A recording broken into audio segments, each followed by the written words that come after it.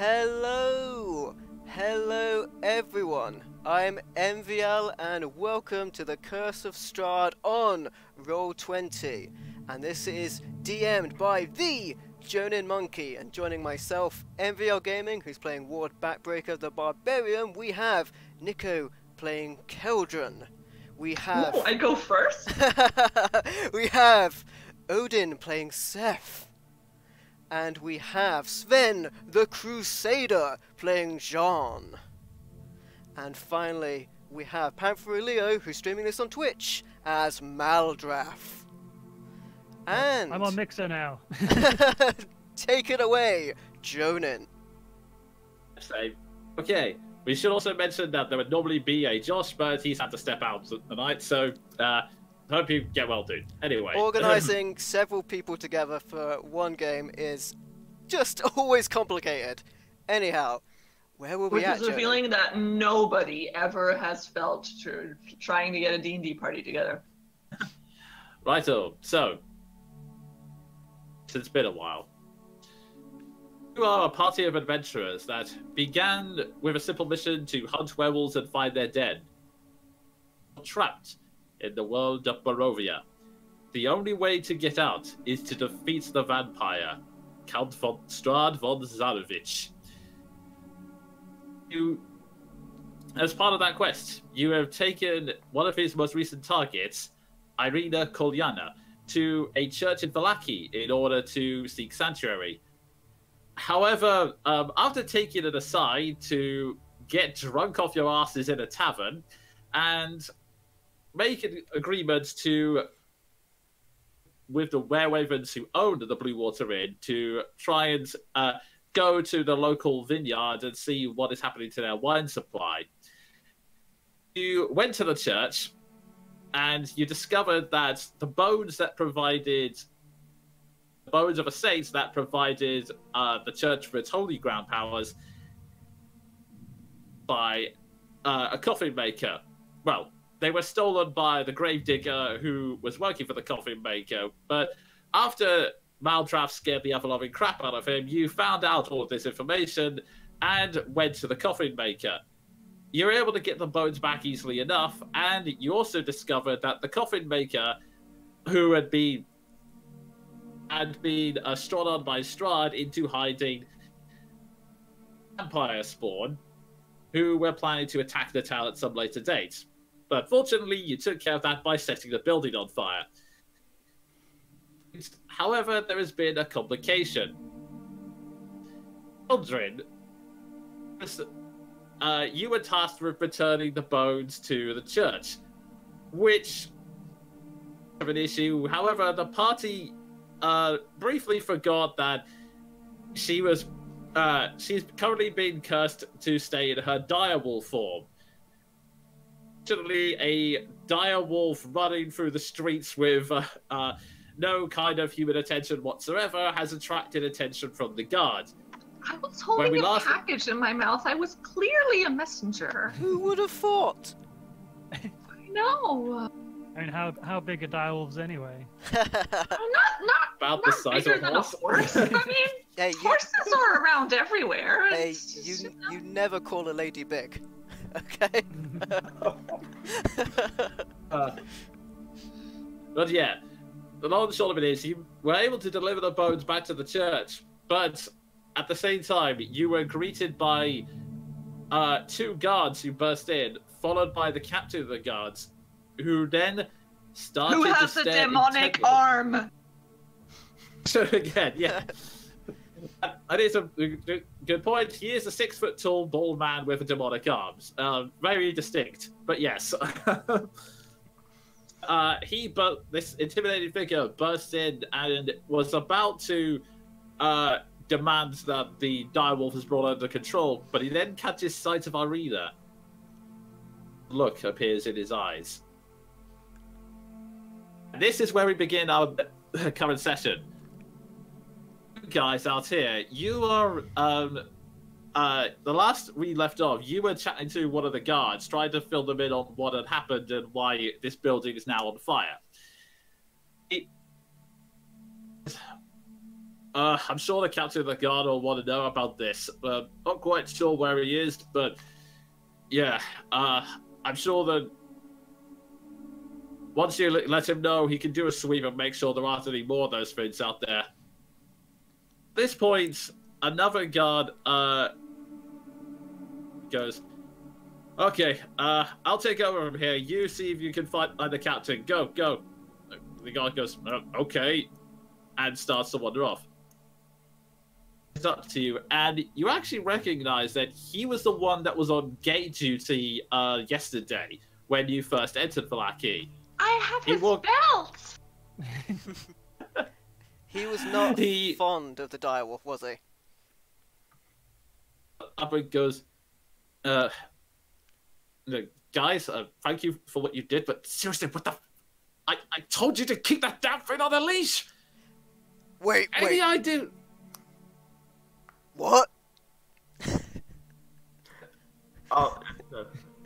Jean will speak up and say, I assure you it was for a reason. We were a tad occupied, and we had a package that needed returning to the church. It's like, yeah, I told you to keep her on the leash for a reason. The head of the guards, he hates direwolves more than anything else. If he sees it unleashed, he's gonna start mashing it to death. Oh! Ward looks at our armored friend. Deal with the people! And then for a moment walks in slow motion away from the fire because it's cool, but then quickly runs towards a place. I am still wearing his belt as a collar. That dude. Jean is following it, not quite as godly a pace, but still respectable. Okay. Yep. So you begin. Sorry. I think Seth said he was following. Okay, sorry. Begin to rush off. I will now transfer you to Valaki. For the purposes of the story, I'm just using the map token. Can everyone see? Yeah. Yeah. So this token right here is just the camera, for lack of a better term. But anyway, we are now shift away from the jaunty music and get straight into written back of the scene with Keldrin, who you see this big, intimidating figure of a man that stepped forward, and as he continues to stare at Irina, going,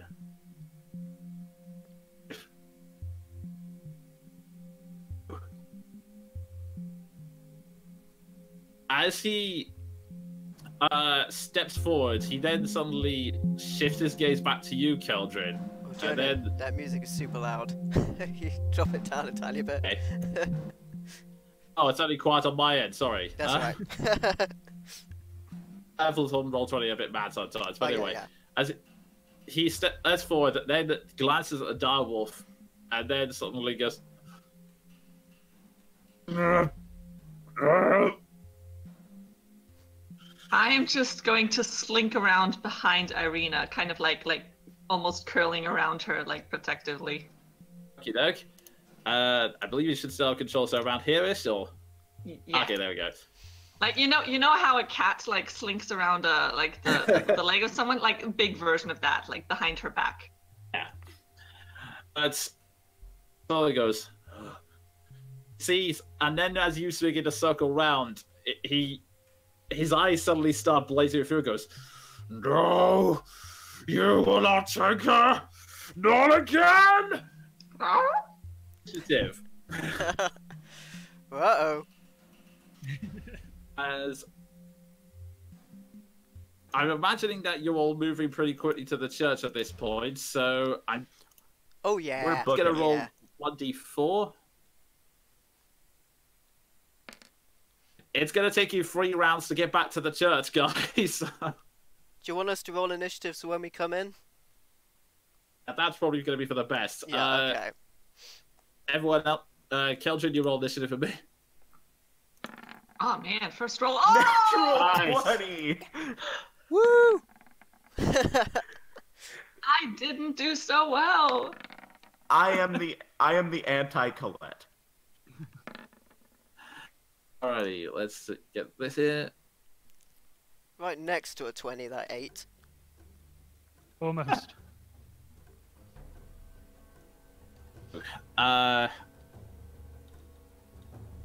don't have the. Okay, first off, how's the volume of that music? Right. Seems good. Seems good to me. Checking because I'll explain why we're off camera. Okay, so we have obviously Keldrin at the top. Me. That was actually me. With the nat 20. Yes. I believe Keldrin's let's not see. the bottom. Right, Oh, yes. Keldrin's got the 5, yeah. Yeah. I'm gonna, Okay then. I'm gonna So correct that myself. is Can Sean. you drop the music down a tad now that it's come in? Okay, fair enough.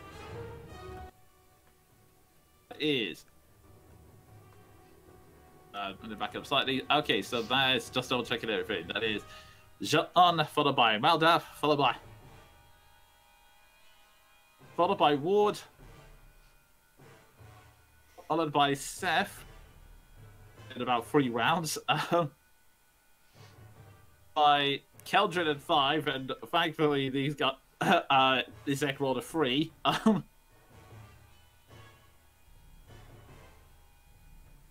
Oh, with that, everyone else is just pelting there, and that all counts as 1 round, which then leads you to Keldrin. I'm just going to spend my round frantically trying to turn back again, because clearly this is a misunderstanding, and maybe all I needed is pressure. So, please turn back, please turn back, please turn back. You can take the, Okay. You can take the dodge action. Do you think I'm thinking clearly enough for that? Like, come on. Wisdom save, but now that you mentioned you're not thinking clearly, wisdom save with disadvantage. Shit, fuck myself. Oh dear. This guy.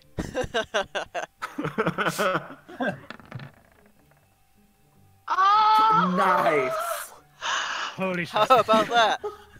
That's how you Start roll. meditating deeply, like you're using the panic to go deeper and deeper into your psyche. You start sensing something. Now that the onto the sides, the strange sickly darkness that seemed to be keeping you there, it's weakening. It's coming down. You start realizing, you start thinking to yourself, wait, the words of your mentor, the idea of flipping things on your head. So, darkness swarming around you, you then think, is this part of the nature here? To move it somehow?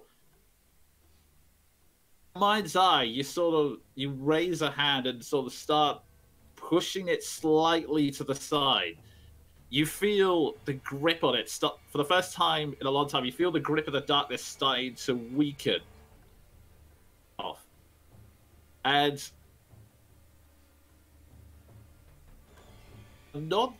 you start to feel it's not completely gone, but you feel like it's now surrounding you rather than biting you that it used to be. And direwolf for the moment, but you feel that maybe you feel that maybe, just maybe, make it soon. Okay. I'm gonna use my move action to just like flop on the floor and just look about Irina like. Okay. And with that, it comes to them. Irina nervously places her hand on her sword. The priest Janet goes up to Izek and then goes, please, this is not a misunderstanding. The direwolf, it's tame. As far as it's tame. It's been doing. Izek just goes and is him on a arm.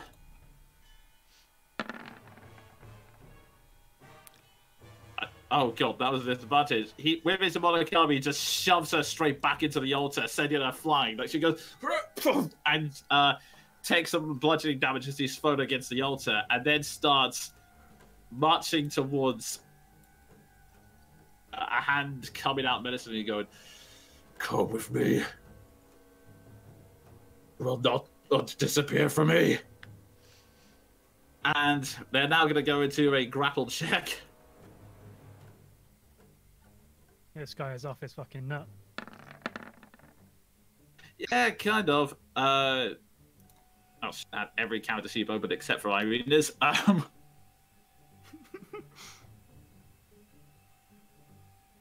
It's right.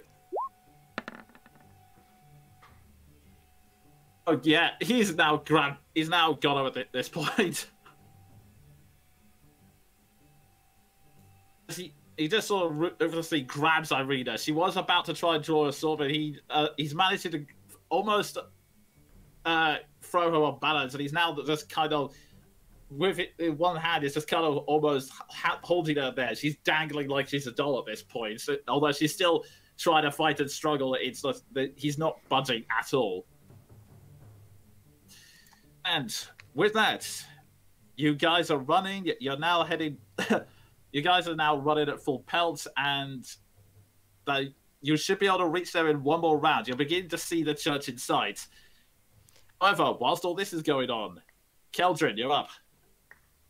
Oh, like he's holding Irina like a fucking doll in the air? Oh, okay. Well, I mean, I tried to be pathetic. It's clearly not working, so, I'm gonna try, and that's not cool. You don't manhandle my girl like that. I'm gonna get back up and try and break the grapple if I can. So, like, if you're trying to shove him, I would say, I'm trying to, like, I would like to, like, wiggle in between Irina and him and just, like, make him maybe bite on his hand so he lets go of her if he's only holding her in one hand. I would like to, like, do that. So, I will say, Okay, you know what? We'll say that this is like a reverse grapple, so make me an attack roll. An attack roll? Oh my god, Direwolf. What is Direwolf attack roll? Hang on. I think it's plus Dog 5. on the mailman. Plus 5. And advantage because she's there because pack tactics, or does that not count? That would be kind of a stretch, unfortunately, because Irina's not combative at this moment. I tried. But 18? right, I mean, Not bad. I'm pretty sure he's dead. yeah. I don't know my own strength. You lunge towards him, and you manage to grab a firm hold of his arm, and it starts pulling against him. Give me a strength check, and I'll do the same. Okay. Oh wait, strength of the wolf. And then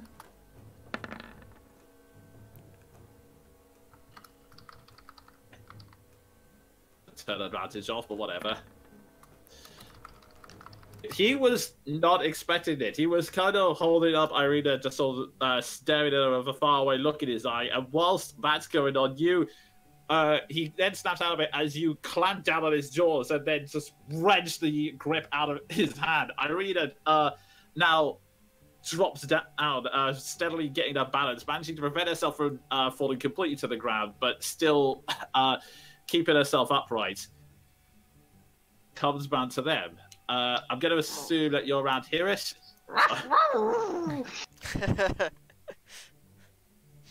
Izek growls of fury and goes. And at this point, I die. The demonic arm you were just bitten on a second ago, it flexes like, and as he flexes his hand, a ball of flame suddenly comes out of it, and it just growls and goes and throws it directly at you. A raised attack. At disadvantage because I'm next to him? Unfortunately, it doesn't quite work that way. So that would be a 17 to hit. Yeah, man. Yeah. Right, you take 9 points. Flammable. Take 9 points of fire damage. Alright. So, as you are prepared for this, the fireball, the flame is thrown straight into you, and you're, thankfully you just managed to have enough reaction to avoid most of it, but it is still looking at your fur at this point. Irina nervously manages to draw a sword and tries to make an attack of her own.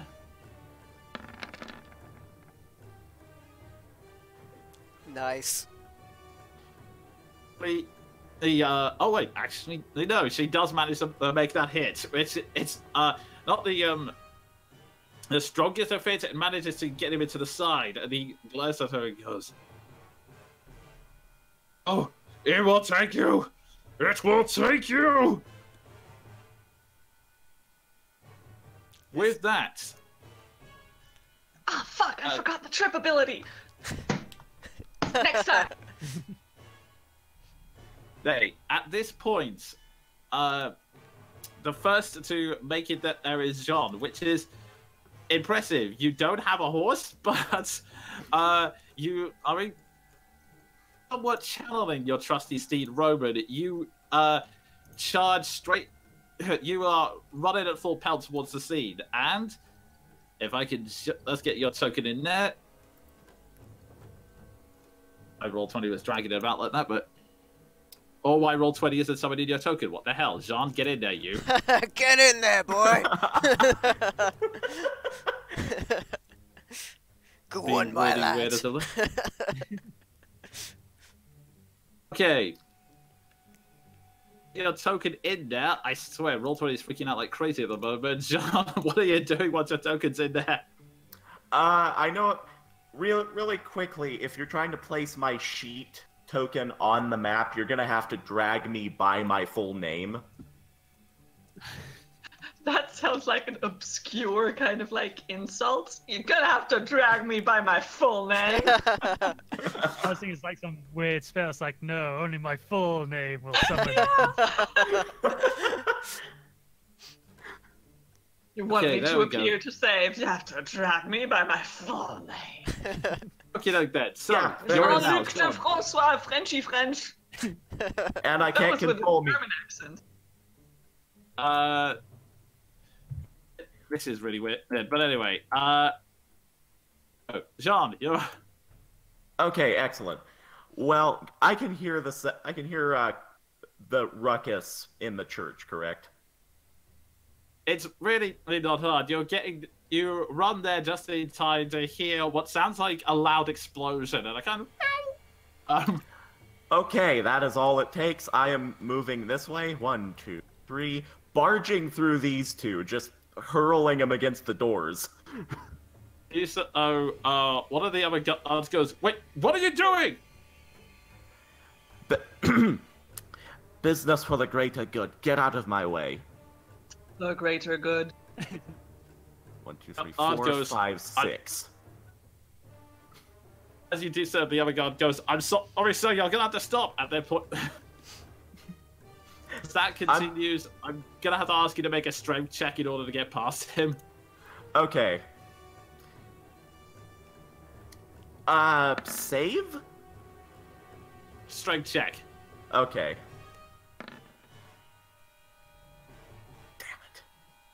Just to, The effects of as all you're that trying drinking. to barge past, the guard grabs you back and goes, "Listen, trust me, just stay out of it for now. The captain will calm down soon." And that's my turn. I'm gonna spend the next one grappling with this guy, I guess. And next up on the scene it is. And am I gonna get this to work? No, that's the wrong letter. Drag me by my full name. Okay, next on the scene, Maldav, you're up. God, I can't believe he outran me. Just some guy in a massive black cloak just legging it down. Like a You look spectre, like- you manage to run onto the scene. Maldav, you're up. If I can I assist Jean in pushing through these guys if I just run up behind him and just, carry on running into the back of him to push him through like a some kind of sporting maneuver that they do? I've seen them on TV. They do it.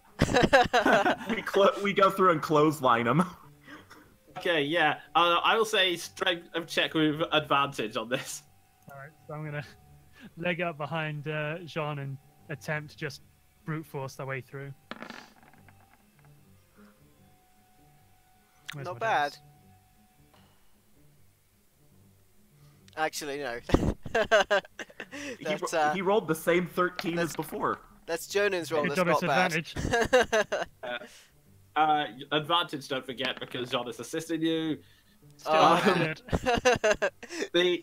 Oh dear. This guard is really determined. Like, you're trying to arch past, but he manages to stop over you and goes, "Oh, calm down, please, calm down." He then turns over to his Alan Garland.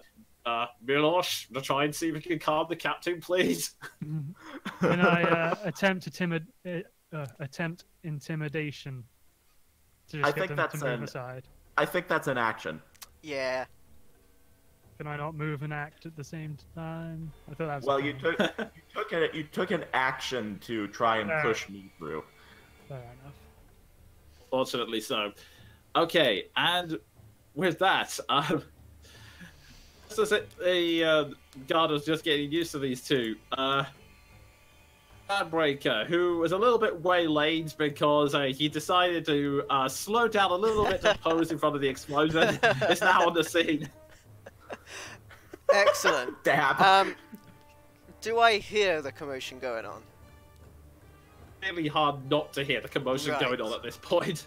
Which case, Ward gets there, he sees the guards in front, and his eyes just go white, and he goes berserk. He sees the people blocking his path, and as a bonus action, Ward rages. And Oh Oh boy. god. that giving him advantage on strength checks, he's gonna play the part of the great barbarian you may have heard of called Terry Tate. And he's gonna bulldoze his way through those two people. Go ahead. I will get Ezreal the deck save to stay upright. Nine. Oh man. 9. 19.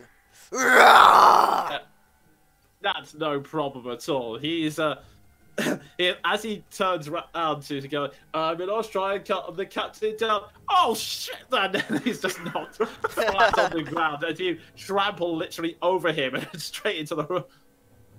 Okay. Is Excellent. that my whole action? And I will say, because you did make an aggressive action, your rage is still maintained at this point. Okay. I get there and I just stare daggers at that demonic armed freak ahead of me, who's like trying to edgelord me, the jerk. Yeah, at this point, like, it's pretty. At the moment, it's pretty obvious to see who the bad guy is here.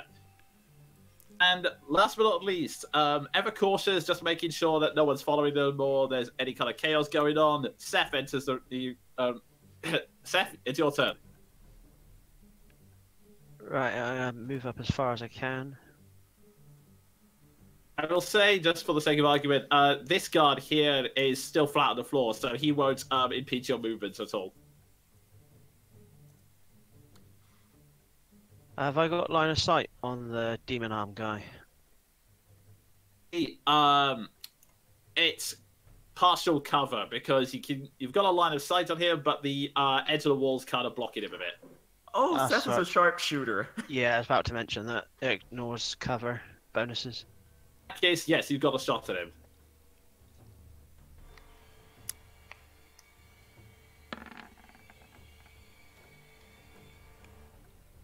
You almost had the line of sight. You almost hits it, but then it kind of just sort of skims over his shoulder. He briefly looks back to see what's going on, and then turns his attention back to the direwolf in front of him. That's me. Keldrin, you're up. Did I hear the whole "he'll calm down in a second"? That kind of like exchange between the guards, with my keen hearing trademark. You did hear some parts of the conversation. I mean, it was a bit. I mean, your attention was preoccupied with all the fire and yeah. However, you almost certainly heard Ward screaming at the top of his lungs and knocking down the guard and him coming round. And then you did hear the arrow afterwards. So yes, you know that help is in the building now. Okay, I'm going to try and take his attention away from Irina. And I'm going to withdraw action is just like straight line away from him, right? Or is that Pathfinder again? I think it's Pathfinder. I think you can move away from him. Okay. And that's the withdrawal Then action. I'll just try and move away for a full action without him getting attack of opportunity. I'd like to back away in this. No, I'd like to back away like here-ish. Yeah, you'd have to disengage, Okay. else you'd tank an attack of opportunity. Yeah, that's what we're doing. I think that's what he's saying. Okay, like as an action, I disengage. Yeah. You back away, like trying to maintain somewhat of a menacing status to attract his attention, and he observes you the whole time, going. I'm not trying to be menacing. I'm like cowering a little bit. Yeah. Jonan, you can It makes speak a during rounds, right? Out of sequence, correct? Yes. Yeah, I'm just gonna Short sentences, but call him. Hey, big guy, time to die. That'll calm him down. Don't worry. Ooh, and with that, it comes around to their turn, and I'm a wolf and more diplomatic than you. Or it is anti-diplomacy. I'm just for to roll something. Ward's initiating aggressive diplomacy. You know it. He The ghost of Josh is like, no. he's look, he's kind of torn. He's looking back and forth between the wolf and trading back between you and the wolf, and decides the wolf is a bigger threat. Draws his battle axe and goes in towards you. I'm gonna use Well, that then- arm as a club.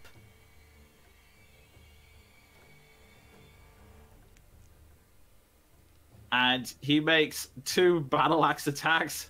Oh, Jesus, not two. Wow. Oh. Second one, since unfortunately that was advantage. Oh. Oh. Well, okay, the first one was, it rolled advantage for you. This time, yeah. This time it'll be the 26. So... Yeah. Okay, so that's a 10 to... Let me check. Yeah, that hits. Okay, so he comes in for a swing. You manage to duck out of it, but then that aggression falls through and he comes back. You take 14 points of slashing damage. Remind me, I believe you the direwolf has less hit points than you, or is it more? No, Direwolf has the same. No, it has 37. It has 37 total. I'm at 14 now. Just wanted to keep that in mind. Okay, and with that, Irina moves in behind just to try and stop him. There goes flanking. She's gonna talk. She can talk. She can talk. Can she talk? But she's kind of terrified and she's more focused on trying to save you. Oh. Advantage. And so she manages to make another she makes another attack on she tries to stab him in the back to do more damage, but he's barely paying attention to it, even as the nick is drawn on his back. With that, it goes back to the top of the round. Jean, you're up. French national anthem playing in the distance. Elven national anthem. Arcadian. Okay, I'm going to. What was that? This guard's already down. This one's standing up.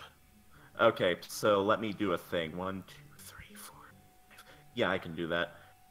I'm gonna move here, move around, go straight up to him, rip my sword out of its sheath, and try to take him off at the kneecaps with a trip attack. Oh. So, right, I roll an attack. The music seems to have stopped, by the way. It's just really quiet. Okay. Yeah, it's I'm more like a trying- dun-dun, dun-dun, dun-dun. Devil's right here. Am I at advantage because Nah, Kelvin's you on the need other to side, be. or is it? You need to be opposite. Because the thing Yeah, is, it's I'd have to be here, Yeah. she's and I said She that I was threaten- here. Isn't it opposite the threatened square? And she threatens like 9 squares. She should threaten 4 I would squares. say it's Like where she is now is where she's threatening. squares. It's not quite. Unfortunately, I would say it's not quite there. You might get pack tactics if you're a bit closer, but Yeah, you not need to be this on the other side of the lady. I think turns out you thrust your longsword towards him, but with a single swing of his demonic arm, he bats the sword away. I'm going I don't even say that. to Talk. shoot a. I'm not talking to this guy. He's attacking you. I'm gonna shoot a glance back toward Warden and say, I think this is in your ballpark.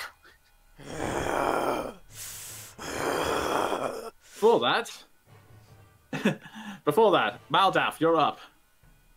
Alright, I think I can move to up here. Past this guy, and this guy is just standing there, not sure what to do anymore. Yeah, I think it's in his best interest just to not interfere. Alright, Okay. I would make an intimidation thing, but I've got a fairly strong suspicion that it'll be at disadvantage, being as how riled up this fella is.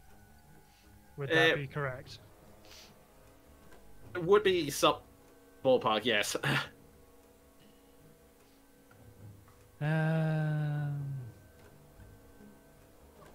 Let's see, what should I do?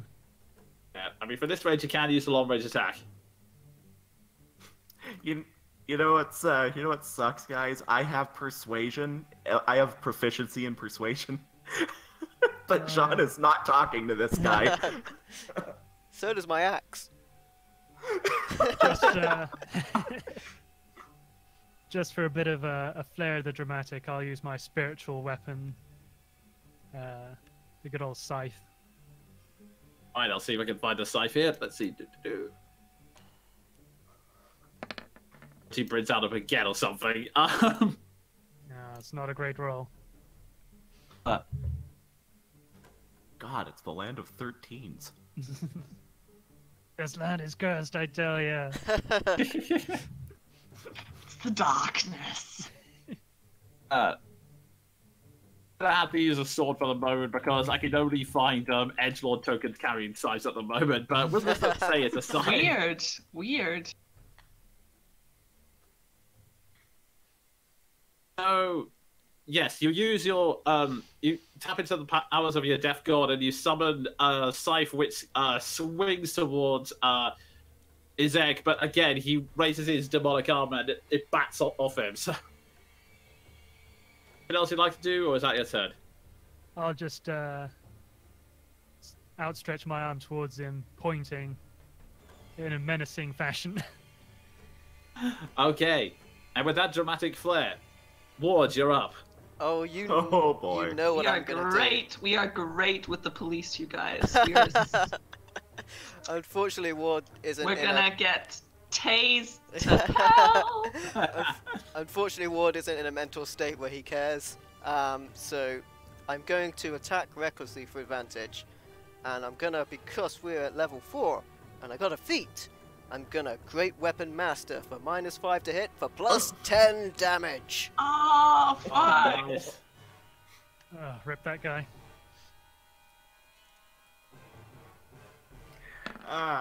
Got a. Oh my God! Yeah! I think you double it to 20 damage. That doesn't double. That doesn't. But I do get an orc dice. Oh shit. I was gonna say, so much of all of it is featuring on slashing Keldrin that he did not pay attention to you coming, so you charge straight into him and just wham! You feel the full force of your weapon behind the blow. Also, because of Great Weapon Master, if I make a critical hit or destroy a creature, I get another attack as a bonus action. So... Okay, roll your damage for this one, then make your second attack. Right, this is going to be a fair bit of damage. Ward in pieces. So it's 5 damage for strength, 2 for rage, 10 for Great Weapon Master, plus 2d6, which is double to 4d6, plus 1d6 for being a half-orc. So 5d6 plus 17. Oh my God almighty. 31 damage, baby! Oh, wow. Yeah, he's reeling from that one. Okay, whilst I'm doing the HP, roll your second attack. Nice. Swear to Jesus if you get another critical hit. Ah, but still. And you're still... Can you make this one reckless? No, I don't believe I can.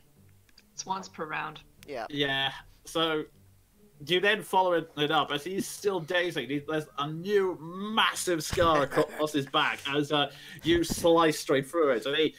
And he's dazed and then turns back around with your rage. And then before you can even say anything, you just follow it up with another attack straight to the chest. And that hits. That hits. Awesome. Oh, God. I hope these guards weren't too fond of their captain. 12 additional damage. Another mighty blow. He's still managing to stand strong, but the blows have very clearly had an effect on him, more so than any of Irina's weapon attacks were. And he's now giving you his undivided attention. Give up! Ward licks the blood off the blade. Seth, you're up. Seeing that Ward's created quite a nice target, I'm going to attempt to place an arrow in his hole. Phrasing, Odin. His new hole. Way You're up his butthole.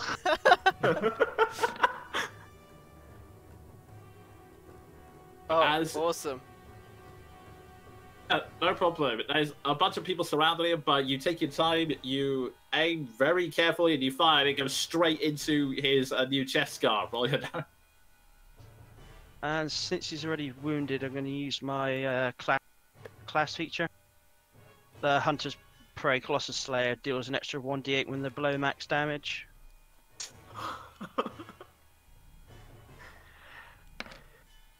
In the words of Gimli, I think that concludes negotiations. Okay, so 13 damage. That's a nice. Nice. He's looking very, very weak now. He's just standing, but you can see all the blood is starting to drip down from him from everything he's taken. And with that, Keldrin, you're up. I am going to disengage. And as a bonus action, as a druid, I have the ability to use one of my spell slots and heal 1d8. I'm gonna try and do that with my new awareness of whatever this fucking curse is. I'm gonna try to see if that works. Okay. Wisdom save? Jonan, you went deaf. Okay. Wisdom save with advantage. You went mute for a second? You might need to turn on push to talk, Jonan. Occasionally I feel like we might not be getting all of your lines. Okay, fair enough. I'll see what I can do there. Okay, Put the mic closer to your face. a save or a check, man. I'll say wisdom check with advantage, okay? Gotcha.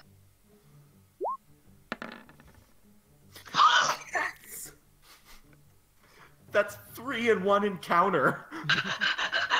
Moment. You take that moment to think. You're tapping into your druid power, this try and remember everything everything you learned from your mentor, and you make but all determined step. You like this. Nature calls to you. You answer it back, and something strange begins to happen. Everyone else, from what you see,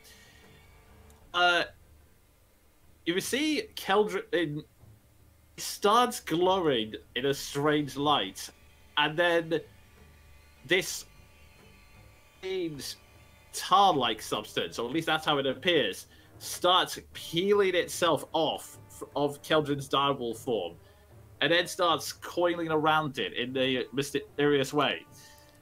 And in the middle of it, you can see the light twist and change shape. You notice two things. First off, the dwarven self. Yeah. She's back. All of that. Keldrin, you get a new ability. Oh, Oh no! my god. Will be in the journals now. Yes, at least No! I plan to do this with everyone else, but yes, you now gain the ability Miasma Armor. For one action, you channel the powers of the dark. You channel a sliver of the dark powers of Barovia to surround you, manifesting as a spectral-like substance for you in your gear. You gain 5 temporary hit points for the duration, and if a creature hits you with a melee attack, they take 5 points of necrotic damage. It's kind of like Armor of Agathis, except you can use it without casting a spell slot once per... did I say short rest or long Short rest, I it believe says there, yeah. Short rest, yeah. Oh my gosh, that's so dope! Also, me again! And you can expend a spell slot, it looks like. To make it even doper! That's so fucking cool. Don't worry, I do... I may give you guys similar things. It depends on how everything happens. But yes, Keldrin, this is your reward for putting up with having to play as a wolf for the past few sessions. Thank you. I'm like MVL right now, just cool nod. Cool, man. That's cool. And with that, unfortunately, that uses up both your main action and your bonus action, so it then comes back round to them. Turns round to you. I'm just gonna be like, if I may, I'm just gonna drop to my knees and like.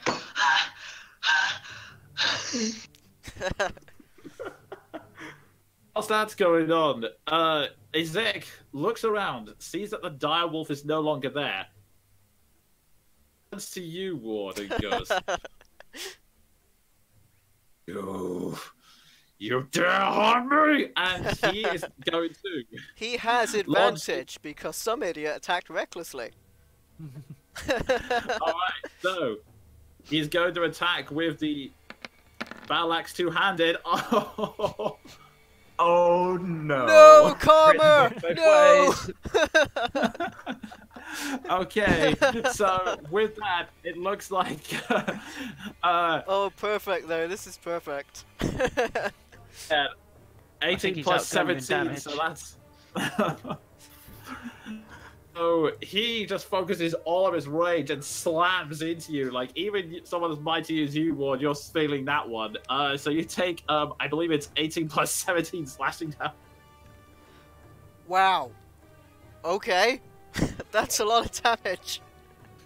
That's a spicy meatball. I And have here it comes though, the because follow-up. I'm raging. It's not magical, right? Oh, even Yes, if it's the regular battle axe. as long as it's not psychic, I have it.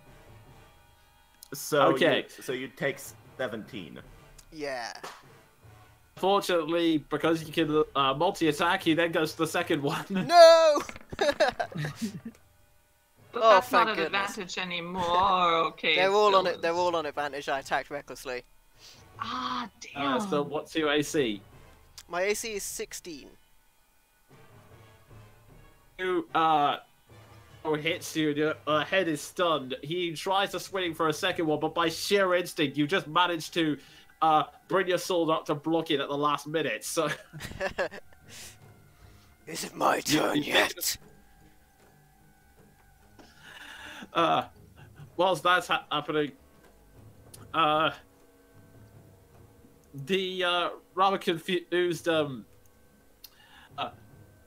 the rather confused and dazed guard comes in going, sir, say retreating now.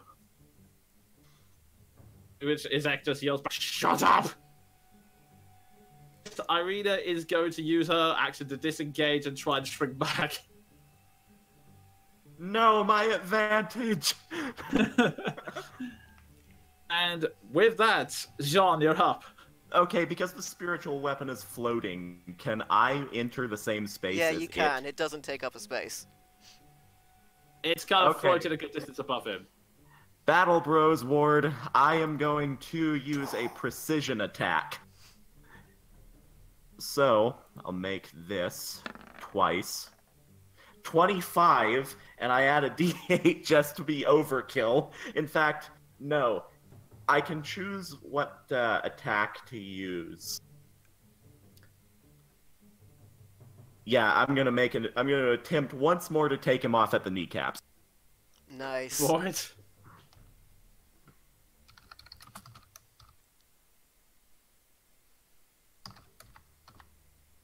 Uh, 7 damage. and since you're tripping him, remind me, do I have to make a save here or? Yes, Strength you save. do. Yeah. It is a strength save against DC 15. Just missed, is it? You taking advantage of all the chaos and confusion, you come round and you slice straight at his knee. He's then, which then manages to knock him off so that he's now on his knees. And yeah, it will take him a while to get back to his feet. And because fuck diplomacy, action surge. We can be bros in jail, man. happens when we don't have Josh. 18. Rolling a damage. As he's still tripping and trying to recover, he's trying to turn around back to you, but then you slam straight into him with your longsword, and 9 points. he's piling up.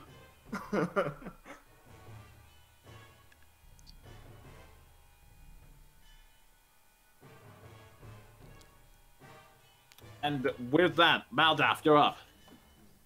No advantage for Maldrath. Wah wah. I know, right? Probably just move the weapon there for the sake of it. Just for shits and giggles, he'll have his long sword attack as well, I think. Everyone stab him. Guys, I'm okay. I'm fine. It's alright. I wish I wasn't raging and then I could notice anything that's happening outside of my target.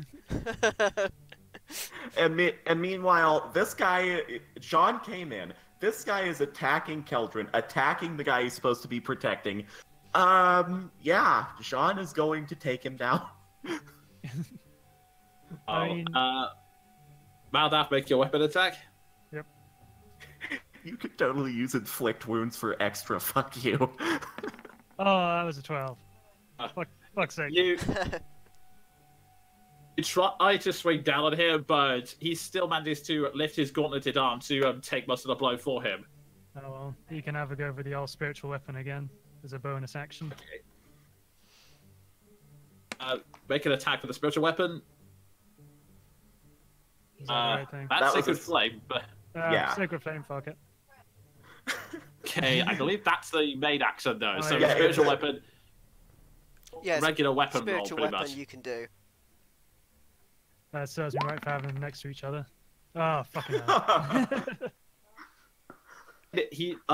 He puts his other arm back down, uses the other arm to block it. Maldrath's got edocitis. And with that, Seth, it's your action. I think this is the I I Who think goes this, before yeah, I'm me? before Seth. oh god. Yeah. So with my flanking bonus now, I don't need to attack recklessly. It's just what I'm doing that's reckless. So Ward looks down at him, dead in his eyes and his demonic eyes, and then just brings a blade towards his chest. All your attack. Oh my god. Oh my god. Double 20. What sorcery is this? I mean, come on! Double 20!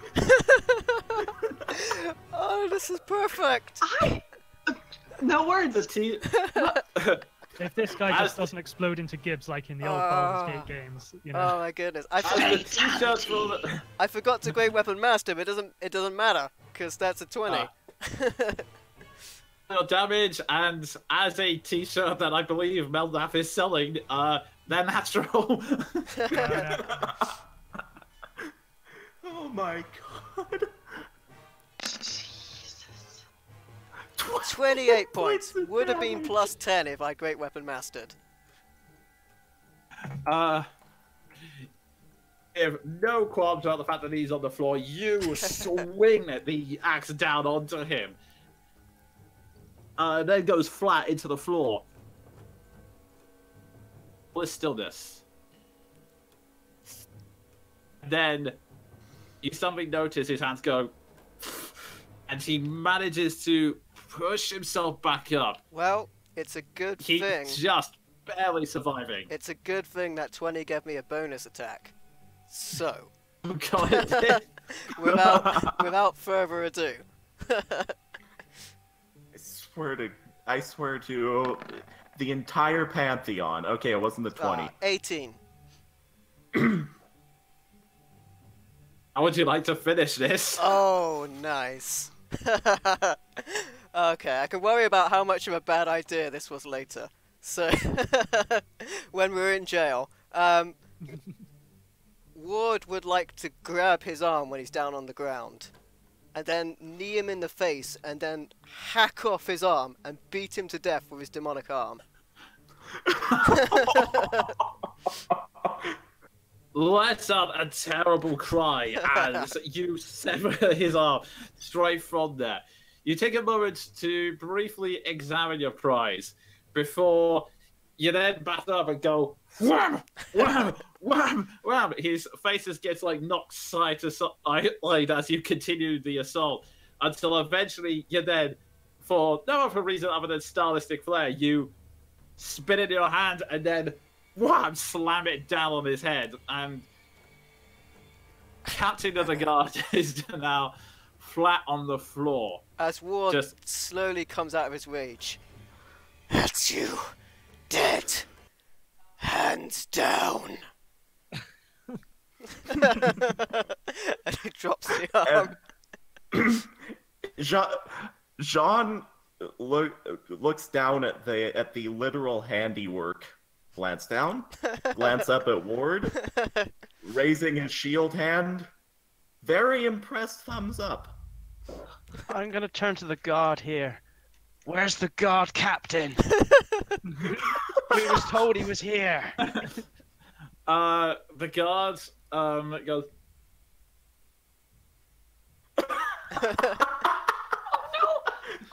Seth's Oh, door, no. jaw I'm just- drops. I'm just in the corner, like, I'm sorry. and- He thought that I and- was attacking her. And I'm sorry. And Jean just glances down and pauses for a second and just legitimately says, "Oh." As the rage has finally left Ward and he slowly comes to terms with what he's just done. Okay. He echoes. Question. Oh. Can I because I'm assuming I still have the spells that I prepared before I went into wolf form, because I'll say so, yes. okay. I'm sorry, and cast healing word on him. Okay then. So I'm go ahead and keeping roll the me hit arm. there. That's mine. Okay, go ahead and roll a dice for that just to see how many points he heals by. Plus my wisdom, which is plus another 3, so 7 points. Oh no, it's 4 now because we leveled up. It's plus 4, so 8 points total. And Sean is just gonna quietly sheath his sword and step back. I'm just gonna rush up and like, I'm sorry, and Can like, I, pat him on the head. Can Oh, I no! can I pick up that battle axe and take it away from him, so that when he comes back, he doesn't have a weapon? So I will say make a dex check pretty quickly because his first instinct is to try and reach for that. So No worries. From I my thought it cold, might dead hands. be. Your proposal is acceptable.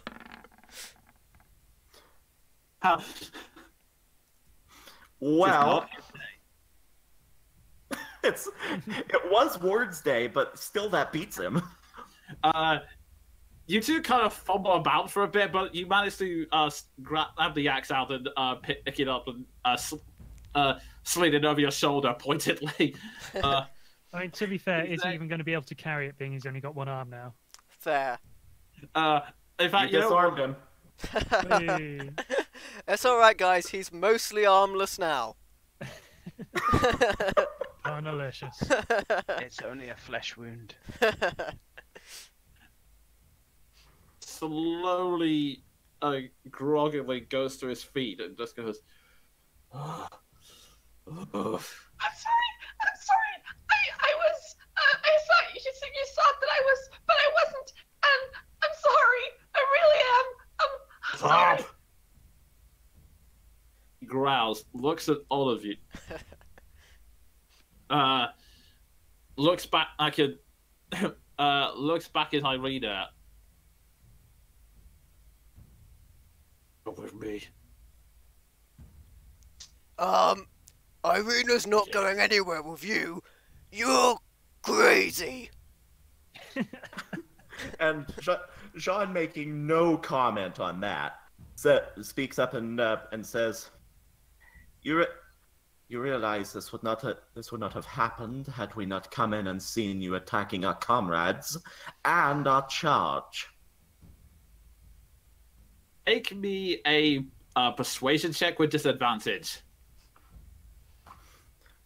2 high rolls, please, Talus and Use Jaffe. that elven charm. 12? Not bad. He starts to calm down a bit and go. He slowly starts to calm down and goes.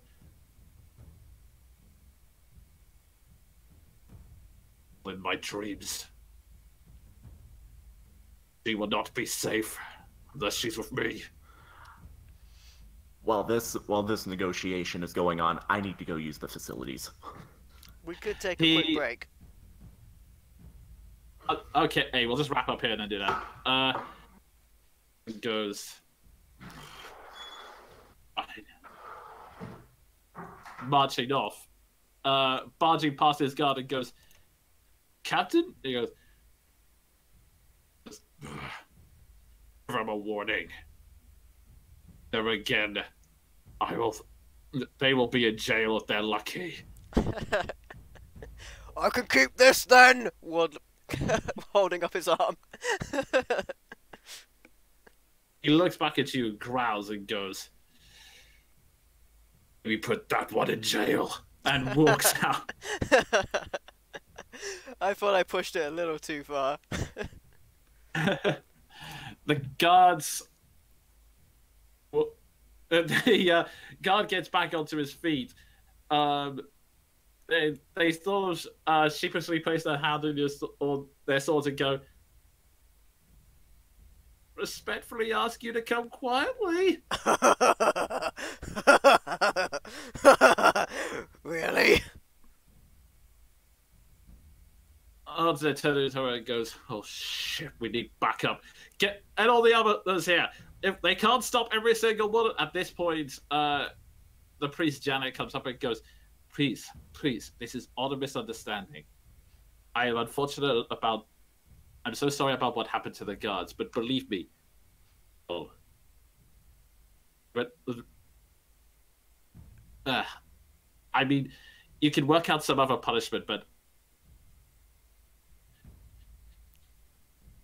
all being one big misunderstanding. You'd do a great disservice to the city if you lock them up now. Yeah, plus I'll kill you all if you try and take me away. I'm just backing into the corner again. God, so I think goes. Right. Against my better judgment, which is currently screaming at me,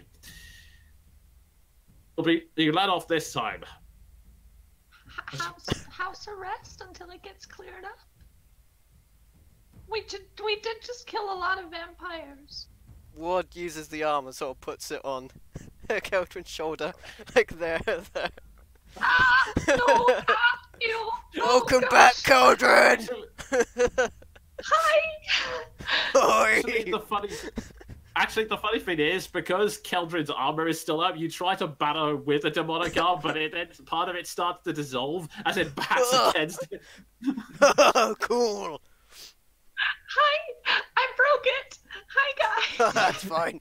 It's better than the stick we had. The guards just all stares and going, I'm so good. You know what? And maybe he turns to Milovich and says, maybe take his weapon from him. You can give it back to him when he leaves.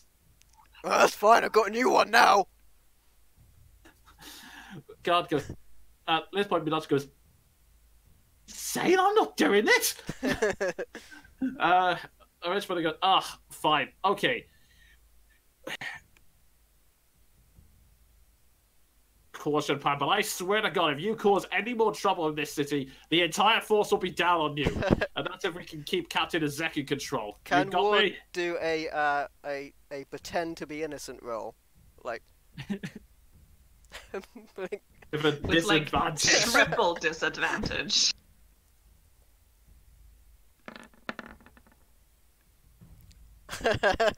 Ward does his best wounded puppy impression. The guards see right through it and then goes, maybe assign an escort just in case, and they start marching out. Alright, we're going to take a quick 5-minute break, guys. During that time, you can enjoy some great Commodore music and a little artwork I did for the Curse of Strahd, and we'll be right back, so we'll see you in just a bit. Back in 5, guys. Bye!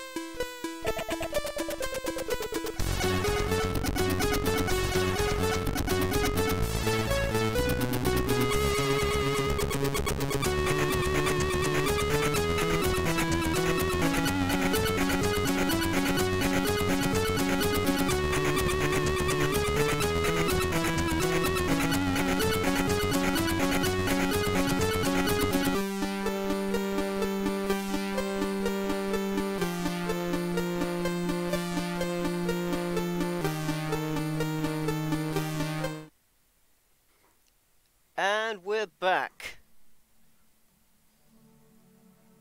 There's been some technical issues. Anyway. Yeah, there will never be a stream where we don't have technical issues. Pretty much.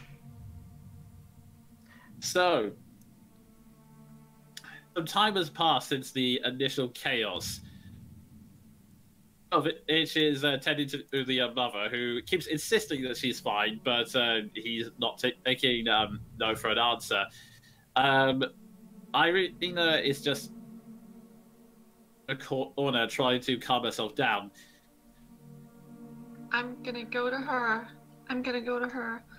I'm sorry that I couldn't switch out and that he attacked you because of me, and I hope you're okay, and I'm sorry. Did he hurt you? That looked like it hurt. It did a bit, but what is this to say? I'm getting used to attacked by men like that. Why? Why do you think he wanted you with him? He said something about a dream? I have as much clue as you do. It has something to do with my fuzzy memory. Maybe I knew it once before, but I honestly can't remember. What's to stop him from coming back after we've gone and taking you?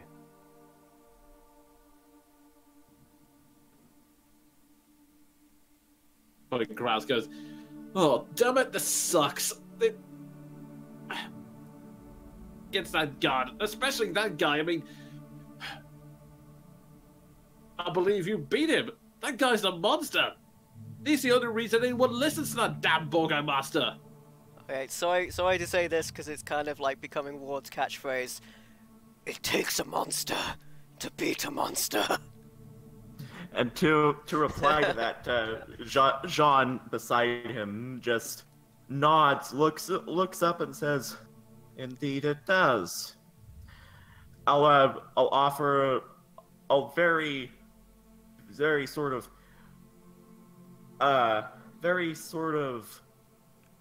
hesitantly offer a fist bump and say, 'Well done.'" Ward fist bumps, but with the hand.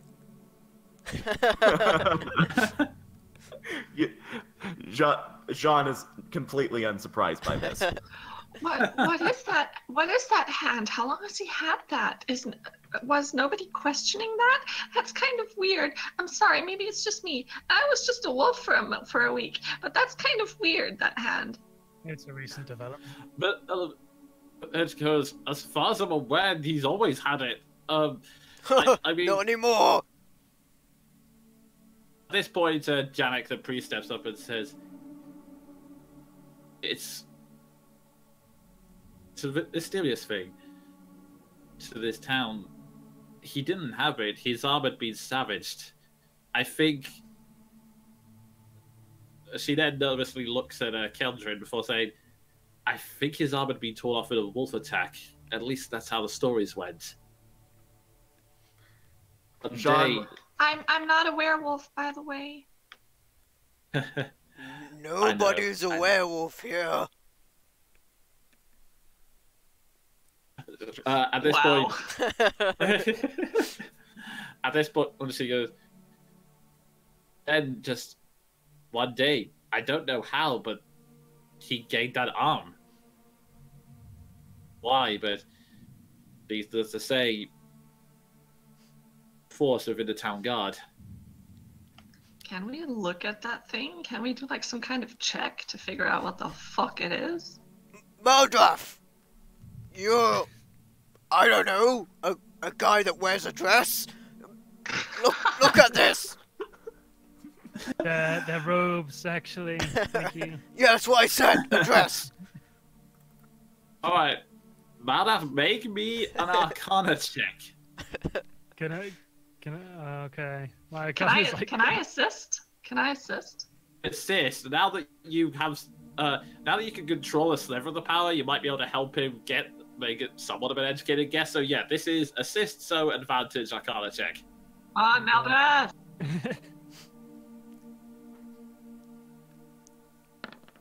Oh god. Be better, be better. Oh god. It was better. I'll say that Ward was like slapping him in the face with it whilst it's If ever there was a time we needed grill.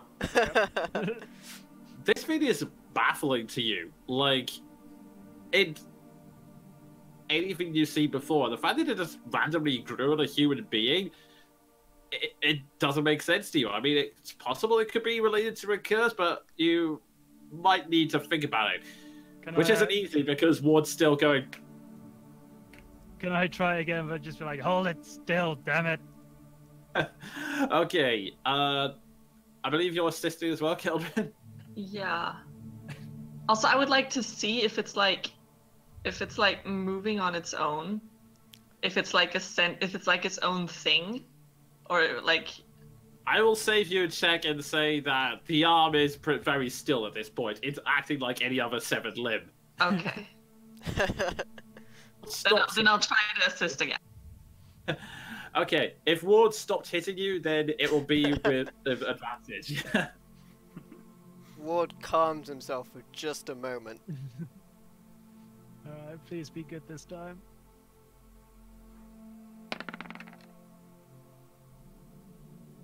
That's a good start. Better. Yeah.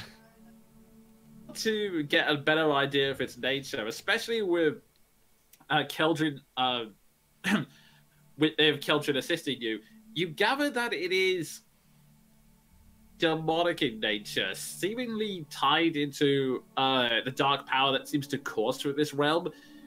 You're not sure why, but it appears to. Hell, it doesn't look like it has any kind of bone on the inside, or at least nothing that looks like a regular human bone. Oh. It's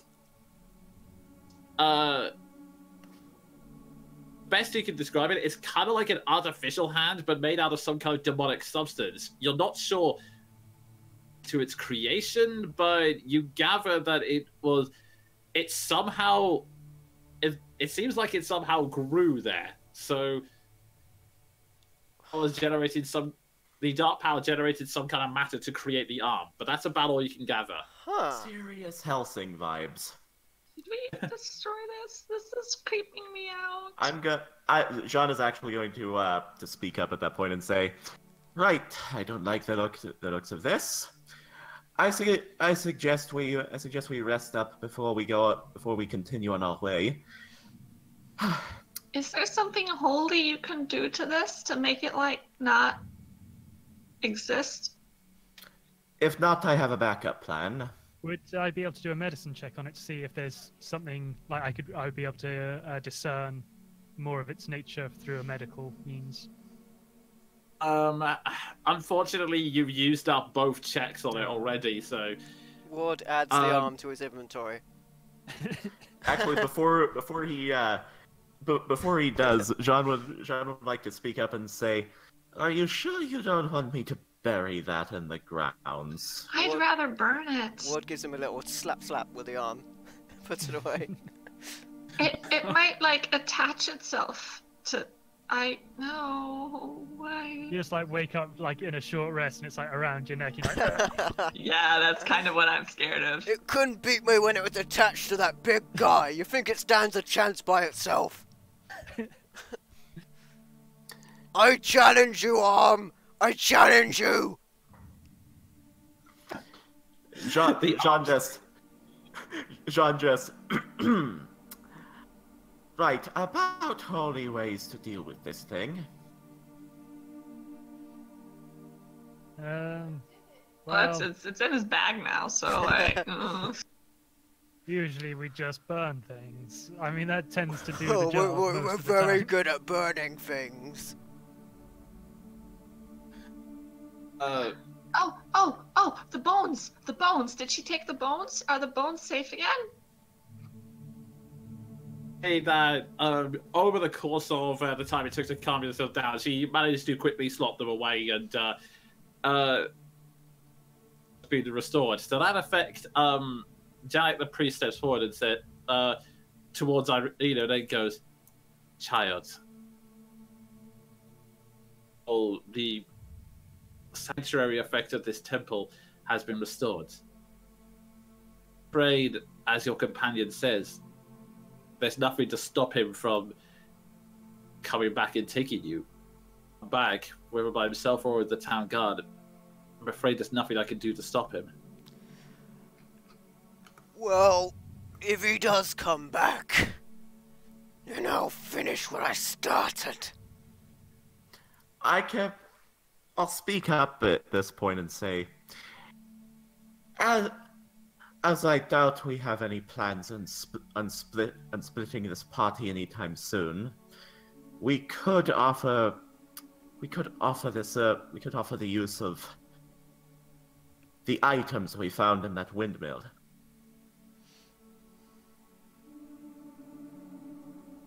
Referring to, there are 2 items. Stones, possibly. Yeah, I mean the sending stones. I'm implying without saying directly because we're in a land of fuckery. I'm implying that we hand one over to the temple so we're in constant contact. Josh's character is the other one. That is true. That is the problem. At the moment, Josh's character has the power of invisibility, and Seth has the sending stones, although I don't remember whether he's told you he has them in character yet. Yeah, I've given one to Josh. Oh, right, okay. In that case, yes, that's going to be a problem. Well, it Seth... makes sense for him to be in contact with the temple. Shame he's not here to discuss that with us. Where? I mean, we have to talk to the police anyway because of like the vampires that were in that dude's attic and all of that stuff. And he just didn't know that we did that yet. So maybe they're gonna come back and they're gonna be like, "Oh, it's totally fine. You can stay here now." We haven't got time to explain ourselves to the local militia. There are more important things that matter. Like getting drunk.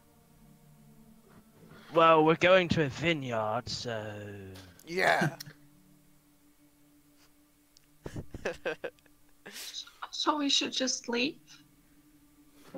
Perhaps it'd be best that Irina follows us once more. Can we, Mr. DM, can we just say that one of us goes to find Josh and takes the sending stone and gives it to fucking Irina? I'll say what we could do is, has Seth told us about the stones? I imagine I would do because I gave one to Josh. If we use this as a point where that Josh's character stays behind and gives the other stone to clear things up about us with the militia, we'll go to the vineyard in the meantime, basically. That sounds like a good idea. So I will just say, for the purposes of the story, you contact Josh through the you contact Leo through the sending stone, thus confirming that it works. And after an exasperated conversation of, why would you? You Town God. To who? In his bag. Oh yeah, clear up our mess, and we'll see you later. And besides, it makes sense for the holy man to stay in the temple. Well, and also he's got the hots for Irina, so that's fine. That is true. Maybe someone should stay to guard her for advances. I think she can handle herself. If I had another weapon spare, I'll give it to her. Yeah, all you've got is your main weapon, that battle axe you took, and that guy's arm. Give her the arm! Give her the arm! I can't, I love it too much. Okay, so... to cut a long story short, you arrange that Leo stays behind in the church to look after Irina.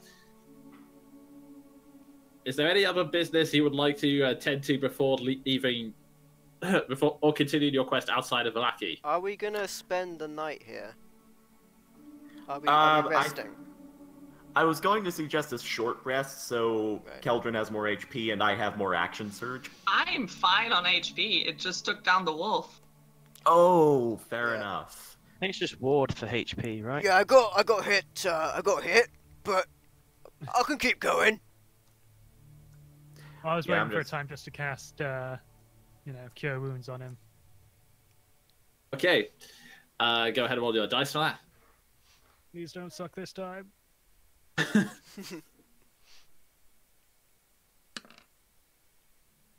No. Like, it's been a longish time. Like, we did the whole looking around for the coffin maker, etc., and so forth. Let's see. I So would maybe, say- like, if we do want to sleep, then we should probably do it on the sacred ground of this temple. I'm just saying. Yeah, I was absolutely gonna suggest that because I trust the inn, but it's also a little exposed. It's coming up to around 3 o'clock-ish, because it was pretty much the first thing you did in that. It was pretty much the first thing you did that day was get up, go to the church, say hi, and then this whole quest spiraled out of control. And now I will say that after the fighting, it's come to around 3 o'clock, half 3-ish. Okay. So we still have daylight left. I'm take a still little going to rest, it'll- propose the short rest just to regain all missing HP and my action surge, because that could come in really handy. I'm okay with that. Totally. Alright, Ward so with is this in place- agreeable for rest. And that way, just in case the military wants to like come in the fucking church door again and like ask us any questions about what the fuck is up with the vampires, we'll still be here. My HP is wrong on roll 20, so I'm gonna check that later. But whatever. my HP is correct on my character app. Okay. My max HP that is wrong. For anyone watching fair and enough. confused about my numbers. He's fudging the numbers. You decide to take a short rest and rest up whilst Leo is coming back in order to they're coming back through the city, trying to make some apologies to the guards along the way before coming back to arena, which DM, Ward is not taking a short rest. He wants to go out and look for one of those leaflets he saw, one of those flyers he saw. is this for the festival or for the For the Blinksky? it's been a while. Remind me of both. There was a festival, and then there was a weird one, right? one for yes, Celtic was right, the Blinsky one. Yeah, the Blinsky one. I vaguely recall seeing the name way back in the village of Barovia. You encountered a woman named Mad Mary along with your friend. What was it? You know they let's see, Crowley. That's it. You met you met it. Still You hurts. mentioned it. You were there with Crowley. You noticed that the one doll that had belonged to a girl who had gone missing had a slogan stitched on it saying, "Is no fun, is no Blinsky." Yeah, You None see- of the rest of the party know this that's because why- y'all kept that secret. that's why Ward's going out by himself to check it. Okay, so you notice the flyer. It's it points to the direction of the Blinsky toy shop, Ward would like to follow and it has that. the same slogan on it. What will you do with this information? Sorry. Ward would like to pursue that. Okay. Wesley, you walk around to Blinsky's shop, and I'm just going to fire up the description for this. I would bring up the city map at this point, but it's fairly academic, so just use theatre of the mind for this because there's no. And because it's the one thing I will do though is if I can just find the right song. One's favourite jaunty village music. Where are you? Got so much music on here. Okay. Oh, and by the way, yeah. Spoiler, Ward can read. Hey. As you walk into, you see the shop named Blinsky's Toys. This cramped shop has a dark entrance portico, above which hangs a wooden sign shaped like a rocking horse, with a bee engraved on both sides, flanking the entrance. Flanking the entrance are two arched, lead-framed windows. Through the dirty glass, you see jumbled displays of toys and hanging placards bearing the banner, "Is no fun, is no Blinsky."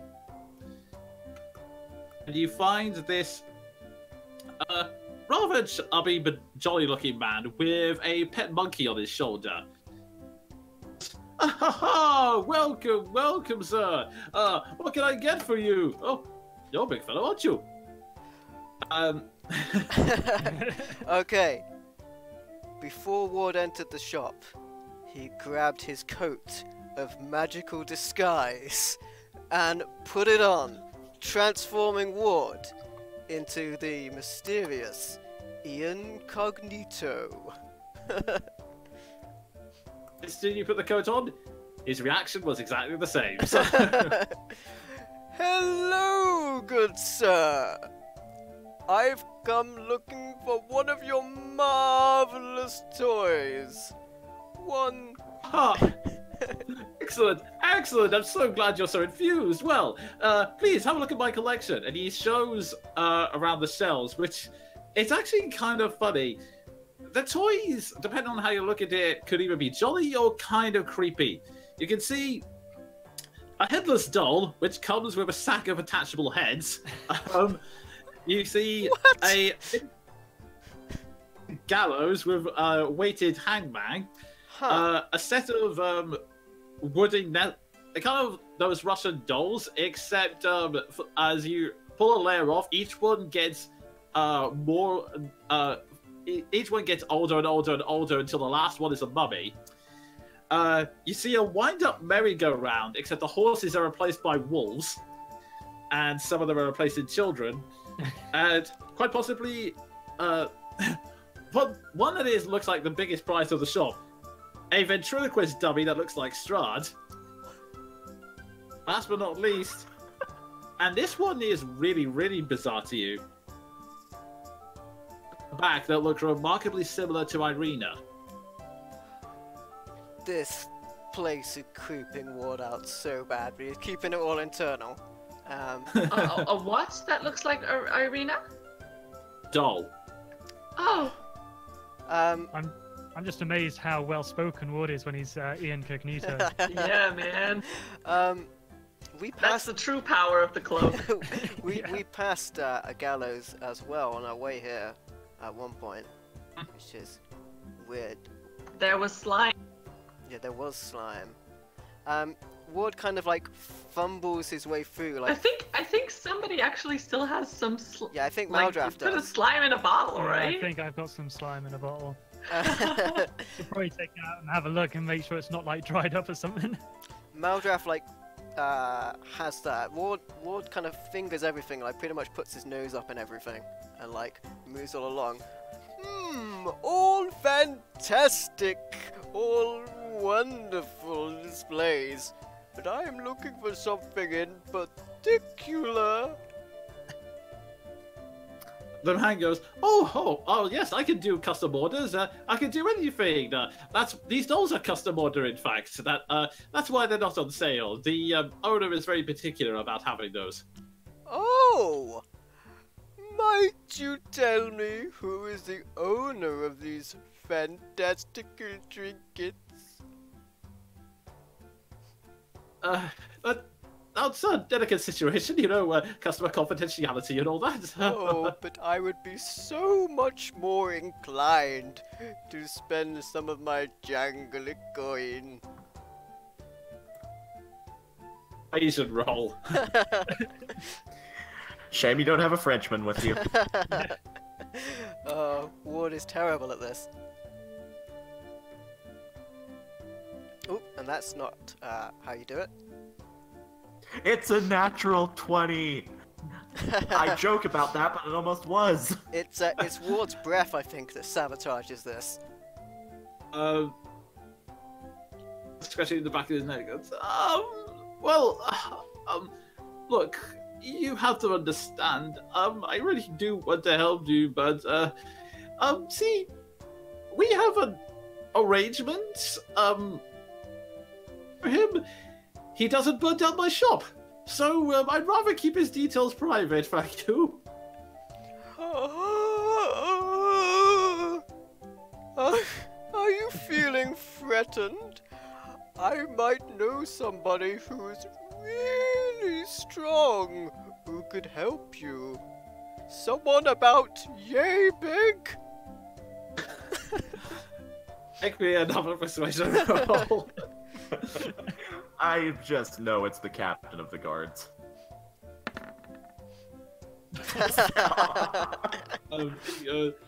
Well, whatever could you mean? I mean, I was only joking, of course. Burning down economically, you understand. Quite. And Ward sort of taps him on the nose. Tell me, what can you tell me about this? And he plops the doll on the table. Picks it up and examines it and goes, oh yes. Oh yes, this was, this doll is from a while back. The old models I used to make before this new policy came in. A policy I must say I'm very far behind. Is that alright, Piccolo? Monkey, who just kind of nods. What would be this policy? It's the Burgomaster's new policy. All will be well. This town is in a constant festive mood for one simple reason. Strahd, the evil, wicked man that he is all like, he then, in his excitement, he signals the monkey who gets down the ventriloquist doll and hands it to him. And the dog goes, I'm going to keep the town under constant fear and dread, so all will feel my power. What is uncontrollably stone-faced during all of this? Then the man comes back and goes, but we the people are like, yay, we will respect joy and happiness and be in constant celebration. That's the reason for all these toys you see. What better way to face the terrors of the night than to make them a laughingstock? Ho! But can you tell me about these? The gallows a laughingstock? This depiction of some unknown lady in the corner bears a striking resemblance to someone I know called Irina. It's a real person? Sense motive. It's the insight check? Yeah. Go ahead. Still not very good at this. Social stuff when I'm supposed to hit stuff. Or try and be a detective. How don't you want to do this? He's completely blown away by this. It's like, oh dear. She is safe, right? Quite. And the less you know, the better. And he taps his nose one more time. I'm beginning to think that's wise. Just, this, at the shop, insisted on trying to use these dolls to replicate the girl of his dreams, you see. So, working at it, trying to get closer and closer to the image he represents. So, yeah, you might want to keep her safe. That's all I'm saying. What? Does that not sound incredibly disturbing to you? Why aren't we here?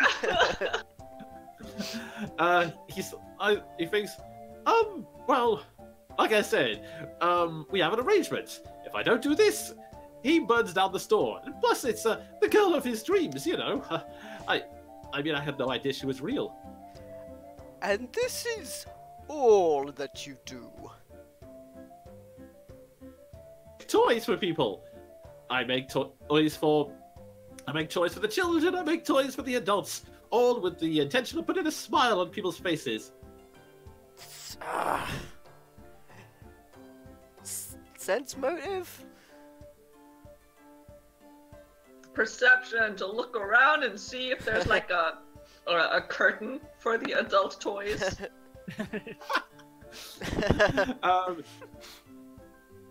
He seems to be 100% telling the truth. To be honest, he's kind of delusional. Like, he honestly believes that he's in this, like, happy-go-lucky world right now. He's completely oblivious. Like, even when he talks fearfully about this mysterious benefactor, you get the sense that he finds it worrying, but he doesn't really see the disturbing implications of it, at least not until now. Okay. Ward taps the door one more time. You sold this to a very good friend of mine. They would like another just like it. But alas, I've lost contact with them. You couldn't point me in the right direction, could you? I'm sorry. All I know was that for this particular doll, they went to Barovia, actually. Girls picked them up. Not sure what happened to them, honestly. I mean, still, I've heard many things. I've heard many tales of bad things that happen outside of the walls. That's why I'm glad to be in Valagi, the city on festivals. I'm starting to get the sense this guy is also high. It's all that varnish he's I spraying mean, around. yeah, I was Might just as about to well say, sniffing glue all the time. So there's nothing else you can do for me whilst I do this the easy way.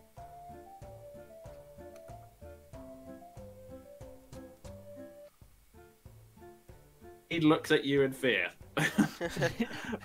I'm afraid I don't know anything else about the doll or its customers. I mean, it's not like I it's not like I go up and check up on every one of them. Although that might be good. Satisfaction guaranteed. Yes.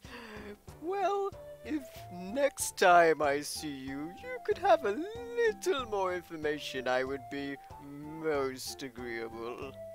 Ward takes a quick look around the place. Maybe a perception check. Alright. There's a whole wall of dildos. Yeah!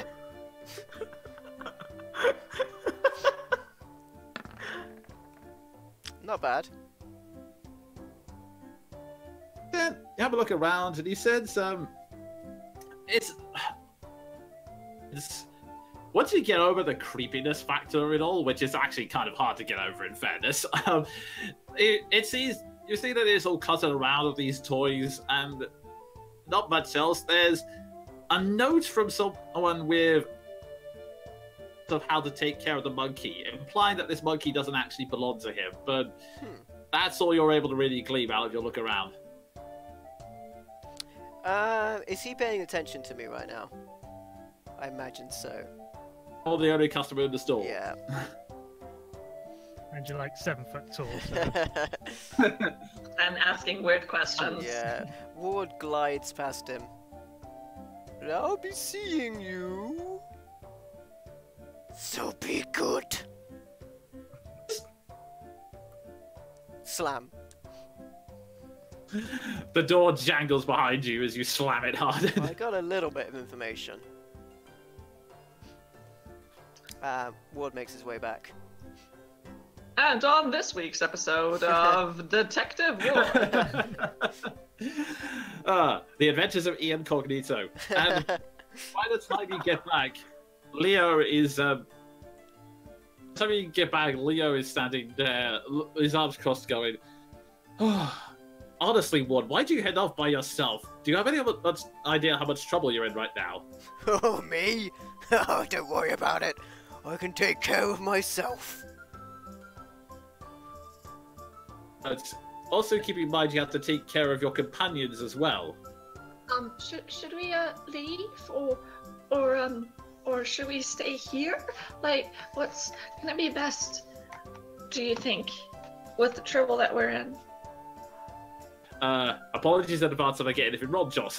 Leo sighs and goes, Well, I vow to Pelor that I will stay here and take care of Irina. If certain members, he glares at the U-Ward, maybe take care of our Raven friend's quest. After all, if you're gone, the heat might cool off, and maybe that captain will calm down. Oh, and I'll take like the belt that like was hanging around my neck ever since I like shifted back from wolf form. I'm like, if you see, I think Jarrett was his name. This is his belt, and thanks. And he chuckles and takes the belt. I'll be sure to do that. And I'm just imagining that guy's name was Jarrett and his partner on the force is Jeff. Oh, look, Or was it tumbleweed. Jesper? No, it was Jesper. It was Jesper. I remember it was Jesper, not Jared. Jesper. Or Jasper. Away.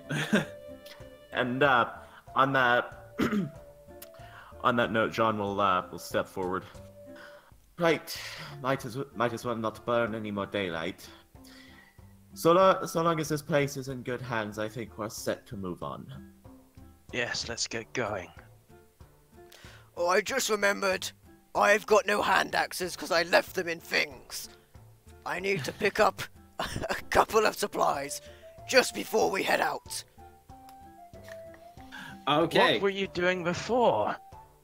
Well, best not say. John does not question it, he just moves on to wait at the temple doors. He's accepted this as his new normal. Alrighty, I will. First off, I'm gonna remind myself how much they cost, but yeah, I'll just say for expediency, it's fairly easy to find. I have to go back to the storage area where a couple of a really grumpy husband and wife go. Yeah, we got stuff. What are you looking for? Is there a general goods store? I'm looking for. It's more like a general goods market. I'm looking for parchment and ink and a quill. You're not going to tell me to write as well, bloody hell. They said, yeah, we got plenty of this stuff. Excellent. How much do you want? Am I by myself? I'll say the others are with you at this point. Okay. In that case I won't look for that, because for one, it's heavy military equipment, and for two, I'm broke as shit. No, we decided that we had, we'd split up, like, the money that, the dude gave us for Arena. Oh. So everybody has, 83 gold and 3 silver. Sweet.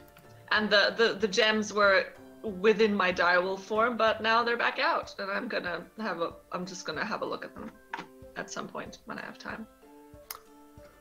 In that case, Jonan, is there some place I could resupply, like Yeah, weapon-wise? Ward will go with him to the weapon shop.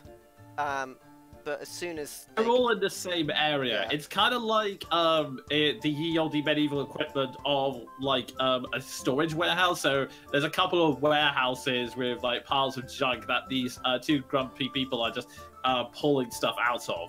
Okay, well, Ward will try and make sure that everyone is buying weapons, and then he goes off and then gets the parchment, ink, and quill by himself.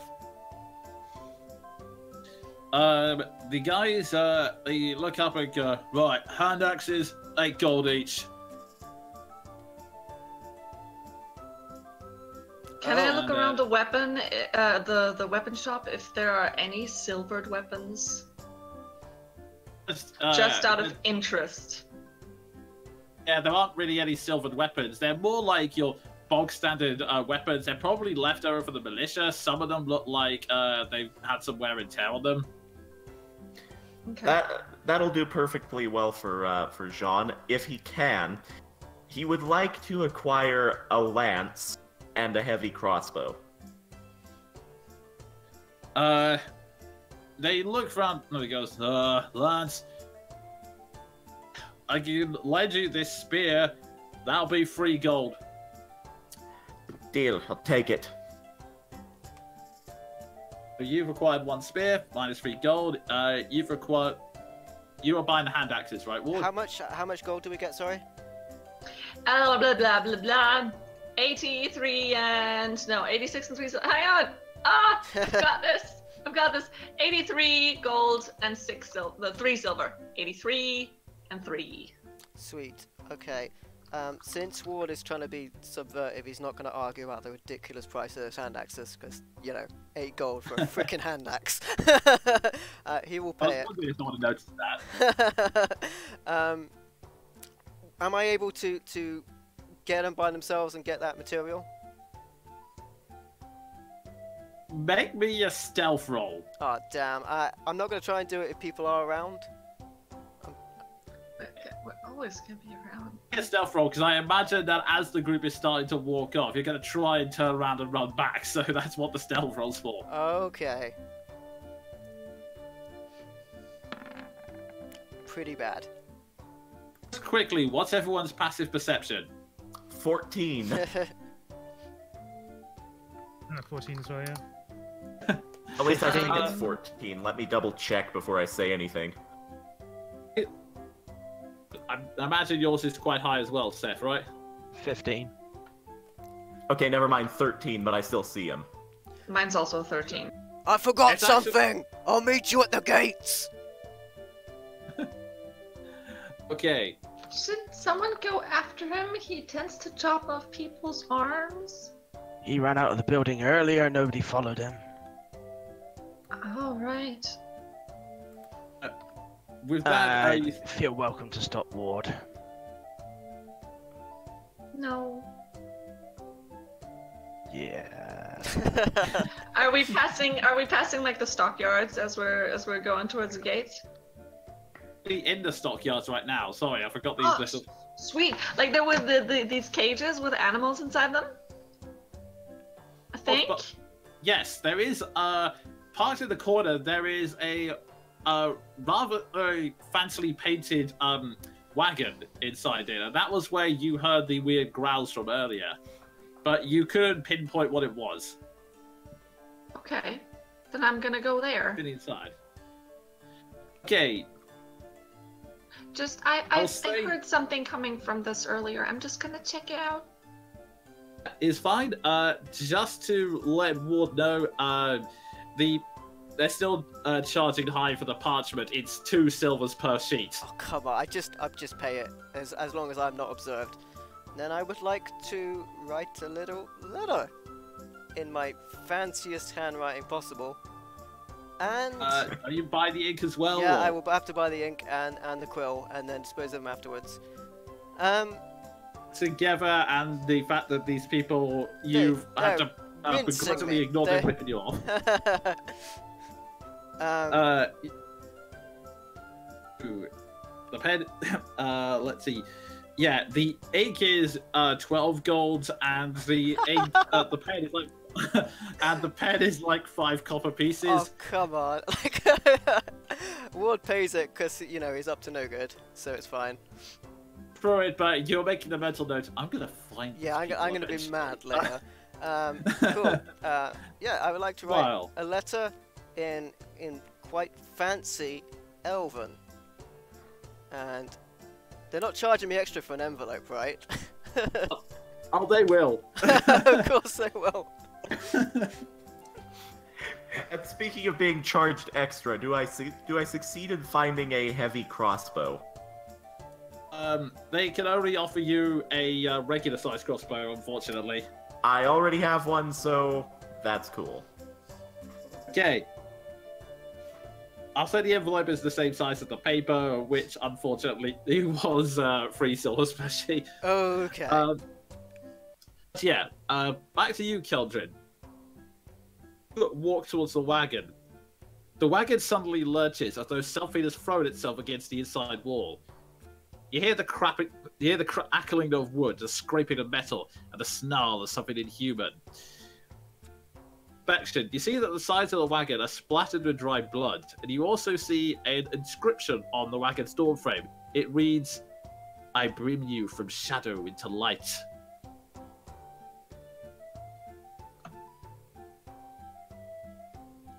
Okay. Is there any way that I can like look between bars? Is there like I'd like to find out what the fuck is in this wagon? I would say make me a perception check, but with disadvantage, because there is like one window, but it's very dark inside, and the bars are quite So close it's together. probably too high up for me. With disadvantage of perception check. Oh, that's very high. You see a shadowy form moving around that, coincidentally enough, looks like a larger version of the creature that's crawling around behind Maldath at this point.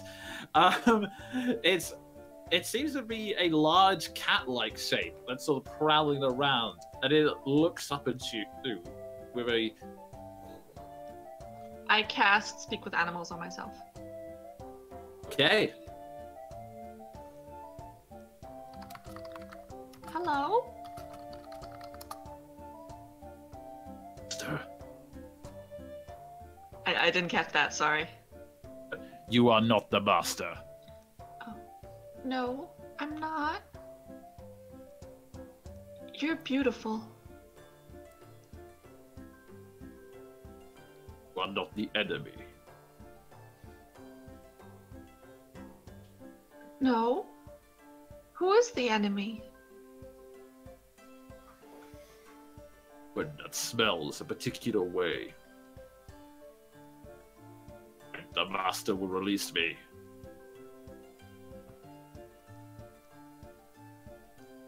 Does he hurt you? Keeps me in here.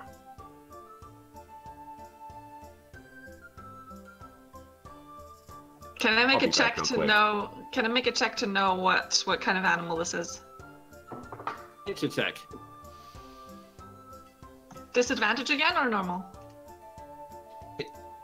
Normal, because you managed to, you can see that it's cat shaped. You're just trying to figure out what it is. Okay. Oh, bitch.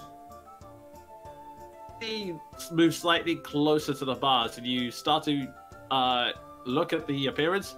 You realize that it's a saber-toothed tiger. Oh my god, she's so gorgeous. Where did you come from? Like both. Keldrin has an affinity for cats. She's not actually like the fact that she turned into a dire wolf is actually very odd for her. Anyway. So I raised by the master. Traveled all over.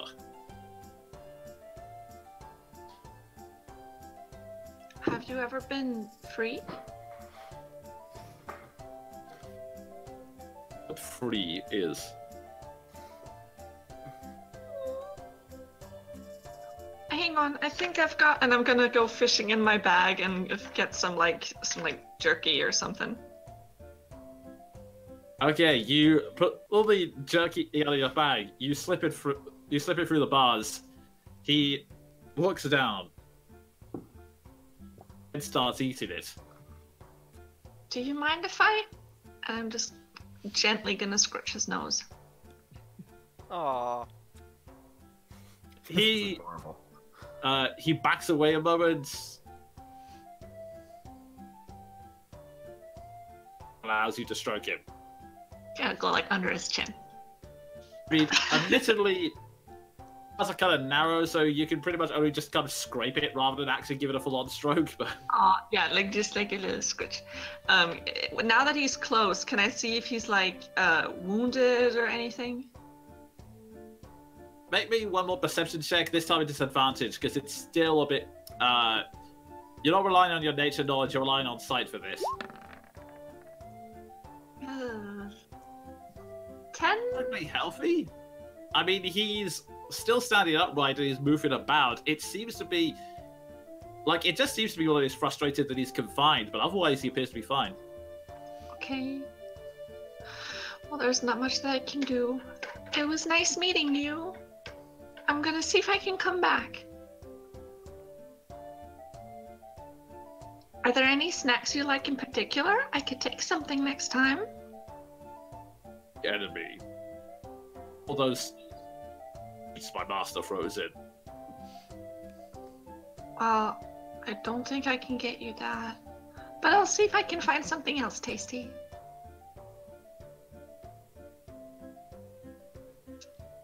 Enjoy! Bye! I'm gonna leave. Alrighty then. And with that, is there anything else anyone wants to do before we leave Vallaki? Yeah, quick. I'm gonna dictate this letter. I'm quickly, before going to the gates, I'm gonna deliver it to Leo in the temple. And it's written in Elven, and it goes as follows.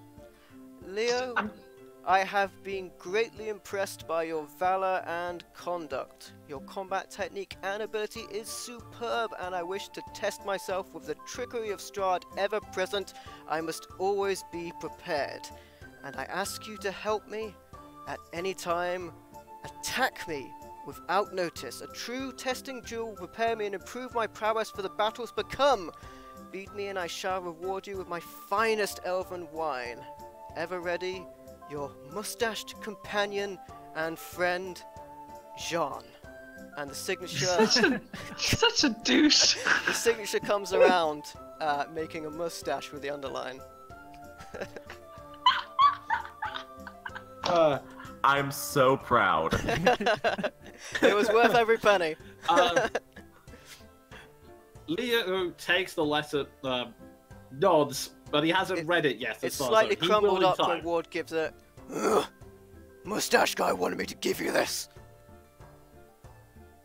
He looks at it. I shall read it in a moment then. Ward turns around, smile creeps across his face. Okay. And with that, with your supplies gathered and your gold considerably ripped off from, It was worth it. It was worth it. we now return. Barovia. And I'm just waiting for my roll 20 screen to clear because. Are we the blue circle? Yeah. Excellent. Just pin you guys all there now.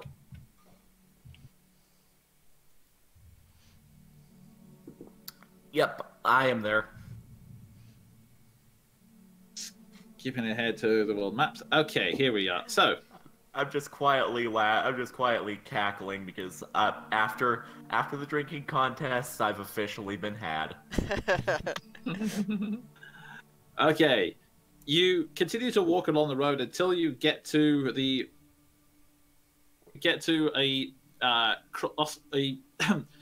you get to a fork in the road. The road comes to an X intersection with branches to the northwest, northeast, southwest, and southeast. The lower half of a snapped wooden signpost thrust upwards at an angle towards the eastern elbow of the intersection. The top half of the sign, featuring 4 arms pointed in 4 directions, lies in the weeds nearby. Uh-oh. Do we know in which direction the vineyard was in? Told you that it was vaguely to the west, but that's about it. Did we grab a map? I feel like Leo might have it though. I think I had one at one point. Yeah. Hang on, let me check our inventory. Map of Barovia, Seth has it. Okay. You pull out your map, and based on the directions they gave you, and I believe they marked it on the map as well, you see that the... Let me double check. Yeah, you see that is more on the... You can technically get there by either eastern direction or southeastern direction. But the northeastern direction takes you on a bit of a rough path. Should we go the rougher path as we're being followed by Strahd's men? I mean, That- let me get to us wherever. That's really not... Yes, sir. Strahd will follow us regardless. Probably best take the easier path.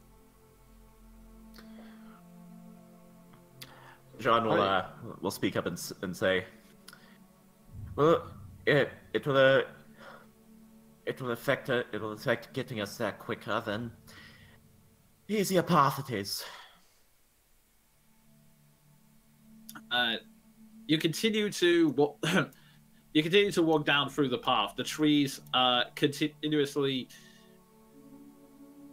be cleared. You can see that, well, by Barovian standards, because it's not there's not that much traffic, but it's much smoother than some of the other rough paths you've been on. With that, you continue to walk on your merry way, but then, as you continue to walk down, you then hear some rustling nearby. Oh god. I have Roman, yes. Yeah, I'm just gonna assume you took Roman with you, so I would have. Just realised I can ignore difficult terrain while we're travelling. oh well. Range of danger. You continue to walk along the path, but then you hear some distant rustling nearby. The rustling then suddenly gets louder and more heavier, as if something's charging towards you. Oh god, I'm readying my axe. Sword out. Actually, no. Improvised lance out. Ward opens his inventory and sees axe, arm, sword. Sword! Arm. Dude, you gotta arm yourself, come on. It makes perfect sense! Oh. So that nobody else comes to harm. Oh, Jesus. You should keep those jokes at arm's length. We're armed and dangerous today. I bite my thumb at you, sir. I'll keep it to hand if I need it. Could be handy. As Now, all of back the- to matters at hand. Yeah, let's knuckle down and do this. That never ends. What have I done? I'm not pointing the finger at anybody, but we're making a lot of puns.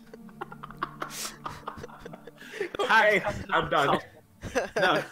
I'm gonna try and get Okay. a grip. As all of this happens, the rustling comes to a head, and then suddenly through. I'm in the back, I'm in the back. And then suddenly, there's a loud, tremendous crash, and from the tree line around here, and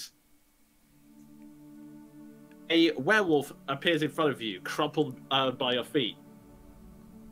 Brown Definitely furred drop my werewolf. sword now. It's a brown furred werewolf, covered in blood. Like it is barely hanging on in there. Like blood is pouring out of it, and you see that one of its eyes has actually been clawed out. No, it's like it's been. There's a huge claw mark gash across its face. Oh my gosh, Seth, is this... Yeah, I don't think I've seen this werewolf before, right? Recognize it. It was the form Lily transformed into at one point. Dun, dun, dun. Looks up. Sorry. Kind of freezes up for a split second, but before dashing towards the werewolf. Oh my god, are we attacking? Seth, it could be a trick. Noticing that it's a werewolf, I swap for my silvered blade and just follow at a distance. Yeah, at a distance. Bows on his back and instantly just looks, check to see if it's still breathing.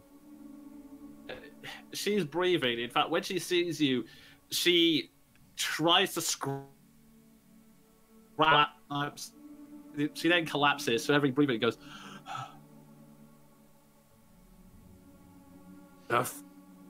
Run! I can't run. You're here. You suddenly hear the rustling, yet more rustling, getting louder and behind you. That is when werewolves appear on the scene. Roll initiative. Oh yeah. Oh boy. Oh very boy.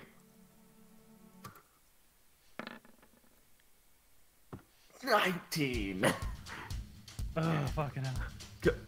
Colette is at the bottom of every initiative order, but Jean is just right there.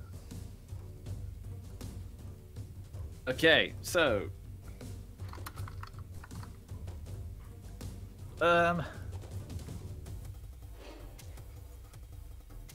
you know what? If I can grab this, this'll do. Okay. Once my technology and my equipment starts behaving itself. Okay. Oh, I believe we have. Actually, Seth and Ward are going to have to roll off because you both got 21. On again's at the top with 22.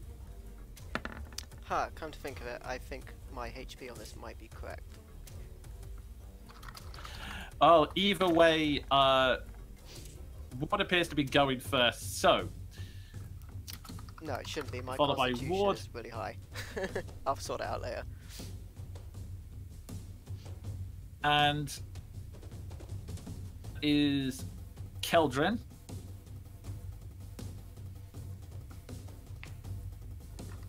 Then that would be me, and then Maldath in last place.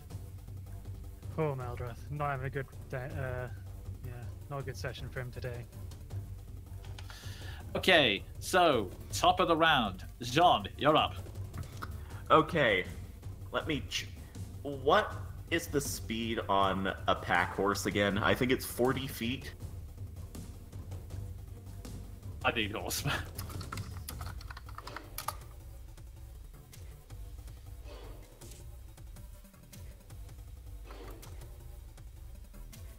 Okay, I was looking something up. What was that? Was that about my horse? Yeah, I'm It's not a riding horse, so it would be 40. Okay, so now someone remind me what the specs are on a charge attack, like on a mount. I think it's very lame, and you need a feat for it. I'm not sure. Yeah, and the thing is, they changed the Cavalier, so I don't have that cool charge ability. Hang on, let me double check that because I have the Zandafar's guide here. Let's see, fighter, Cavalier. pretty sure I sorted out my health, everybody. When I remember what my Hey. hit die was. Sweet. Here we are, Cavalier. See, you have an advantage in your mounting. Doesn't mention anything about charge attacks in here, unfortunately. Let's see, you have Unwavering Mark, which you can menace your foes. If it's within 5 feet of you, a creature marked by you has disadvantage. Attack rules again. Sorry about this, folks. No worries. Rules, they're so much fun. Everybody loves rules. Then I mean, yeah, I was just double checking my hit points, so like, I can't complain. They're right on my app, and now they should be right on the roll 20. only creature doesn't. Combat. Winning creature wants to blow from the rules. Mounting. Do so. Charge attack. Okay. What is the issue? We're See trying what to figure out the charge attacks are. Yeah, and the It thing doesn't is, say anything. It's only on saves if you're. It only mentions stuff about saves if you get knocked off. So Yeah, I don't think Yeah. there is a charge attack unless it's like a special ability from something. yeah, Cavaliers have, I'm afraid. yeah, it's weird. I'm looking at the UA Cavalier sheet, and they took off the implacable mark thing. So now I'm using Battle Master maneuver die. So it's weird. I would Yeah, say just for speed of it, like don't use it now, and then we'll figure it out later. Yeah. Well, in any case, I'm going to bring Roman into bear right here. In fact, Okay. no, I'm gonna bring him into bear right here, and because Seth and Ward are within 5 feet of me, I'm going to use a warding maneuver. Oh, good one. Oh my God.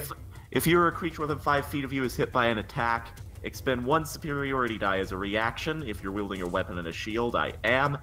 And add that number roll to the target's AC against the attack. I've just zoomed out. There are way more werewolves than I thought there were. Lucky we have our silvered weapons. Yep. So yeah, that's my action. Basically, if anyone tries to attack, basically anyone within threat range of my mount, I will use my warding maneuver to add to their armor class. Alrighty, so Jean comes in, charging in with his admittedly, but the effect is still there. You're able to form an effective ward before your allies, and with that, Ward, you're up. Oh, wow, cool. Ward takes a look at all of the werewolves in front of him, and he slowly licks his lips as his eyes go white, and he tenses up as he draws his silvered longsword, scrapes it across the ground as he charges towards them! And I'm just in range to get to one of them. Yeah, you're just in range to attack that one. If I may start up a WWE chant, let's go Ward! Let's go Ward! No, even better, Ward is gonna kill you. You know what? Why don't I do the same again? I will reckless attack and great weapon master. Brings my bonus down, but you know I get advantage from reckless attack. And that sucks. at least I got all of that barbarian HP, you know, and con and all that, you know, whatever. You charge straight at them, but then as you do so, this werewolf here pulls the other one back and just out of the way just in time and glares at you menacingly. Does that one look any different? Different color from the others. It's a bit more of a it's like a silver. It's got a combination of silver and black, so it's mostly black but with silver patches in it. It's a fucking silverback werewolf, yo! Ward returns the glare eagerly as he just ran into 5 werewolves, and I'll give them advantage on him. That silvered one's not familiar to Seth as well, is it? No. It's like I said, it's got black patches in it, so it looks similar but not quite. Ward is done after that, and hopefully not done, but done. Hopefully not done. I sorted out my HP. I'm gonna regret not having that short rest now, I reckon. But you know, tons of constitution and all that. I'll be fine, And don't then- worry about it. And with that, Seth, you're up. I'm gonna step between the other werewolves and Lily, and one of you, please heal Lily. I'm gonna cast Hunter's Mark on the werewolf up here. Okay, yes. Okay. And then I'm gonna go for screw it. I'm gonna go all in sharpshooter. Yes.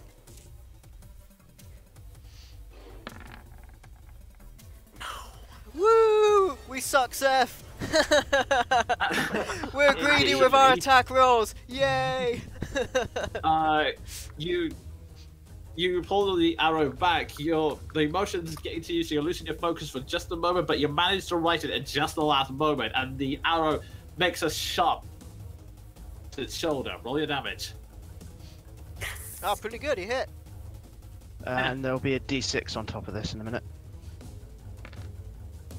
Holy crap! Yeah, that sharpshooter damage, yo. Let's see.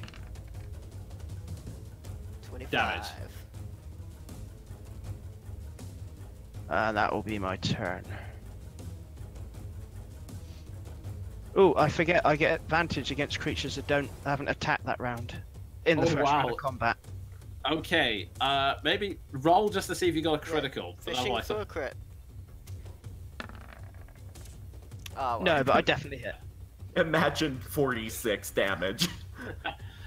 Okay, so that werewolf's now looking pretty rough as the shoulder starts bleeding out profusely as your mark still managed to find its hit. With that, Keldrin, you're up.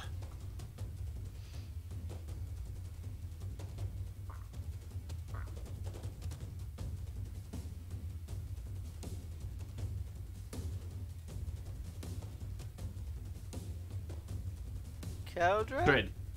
Oh, sorry, I didn't hear you say. I didn't hear I you thought say you were like anything. deep in concentration, like. No, This no. is gonna be the best move ever. I was just waiting. Well, this You is. move your I'm chest gonna. piece. Luckily, I had this prepared because, yeah, I had Moonbeam prepared. So I'm gonna do a Moonbeam. Range Okay. 120 feet, so I can catch pretty much all of these dudes. And I'm gonna do it on, let's see, on, I'll do it on the one who's looking slightly different. That guy. And he gets a Constitution saving throw. You know, if you wanted, you could totally cast Moonbeam on the wounded one and spin it around in a circle and hit all of them. Okay, you summon this column of light and it moves straight towards this guy here. I lift my hand up to the heaven and then I pull down and like the clouds just split and there's a moonbeam coming down out of the daylight sky. 'Cause magic. Alrighty, let's roll that. That's just to beat a 14. Just trying to find that sheet. Come on, werewolves. Oh, someone's back. to Matrix brush. style. Come on, fail.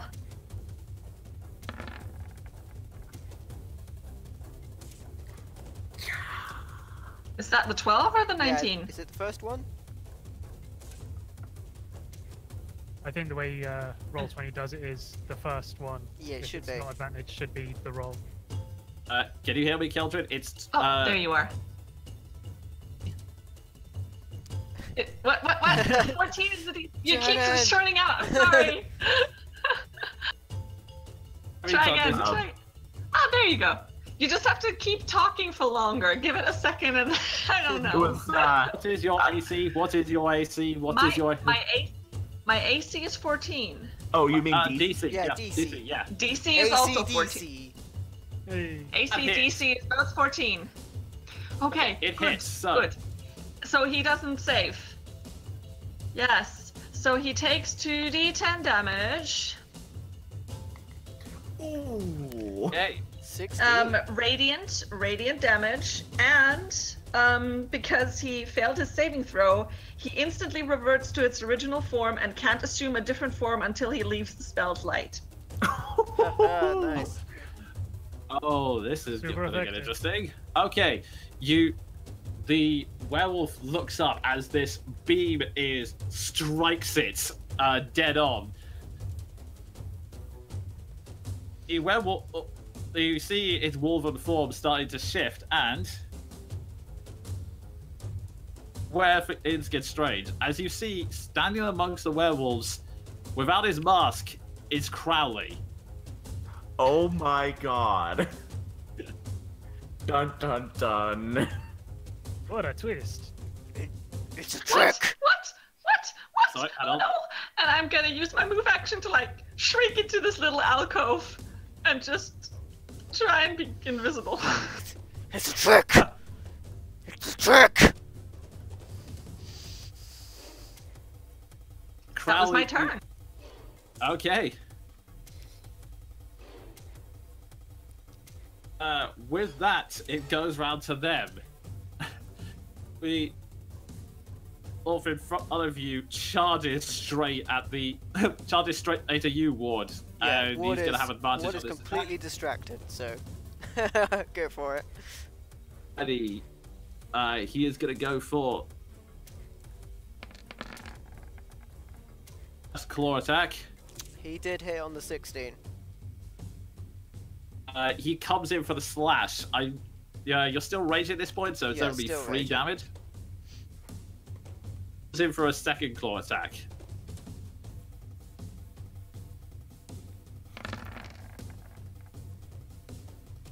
Yep, Oh. 18 hits. Unfortunately, he is still getting advantage on me. Yeah, so he is now slashing at you with his claws. I mean, in a managing to still get in. At this point, the second werewolf. Let me see how far we can go from here. He can make it. He's gonna swarm round you and go in with his own claw attacks. So, first one.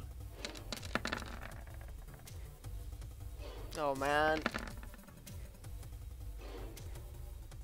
You Misses. take. The last one That's misses. a lot of ones. That's like 3 ones you rolled for those claw attacks, yo. if only I hadn't attacked recklessly. That would have really screwed up. What's the half on that? 4 or 3? A free. Yeah, okay. The werewolves are launching into you, like slashing at you from all sides. But then, as the pain starts to return you to your senses, as the one werewolf goes in for another slash attack, you just sort of casually, almost like Ezek, raise your arm just to go instant. As you're doing this, one of the werewolves turns around some mock. Ha! Rookie! Couldn't even maintain your own form! At which point, crap. Ali just glares at him and goes, if you had let me keep my weapons, I could have been fighting right now. And that's to look at you, Warden, goes, mask suits you. No. No, it's not possible.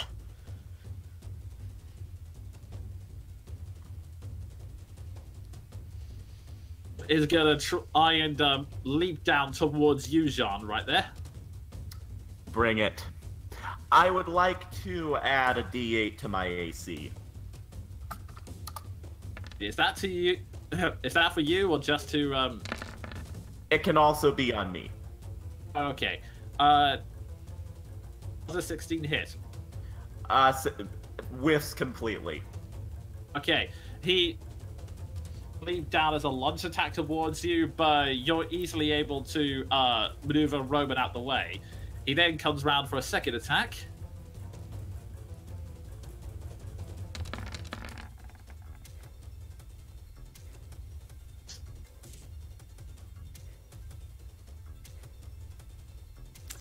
$17. 17? No. My natural armor class is 18. Oh wow. Okay, so yeah, he's you're managing to maneuver Roman expertly, so the blows come in, but but he's missing every single one of them. And then this werewolf charge towards Yusef. Yep. Right.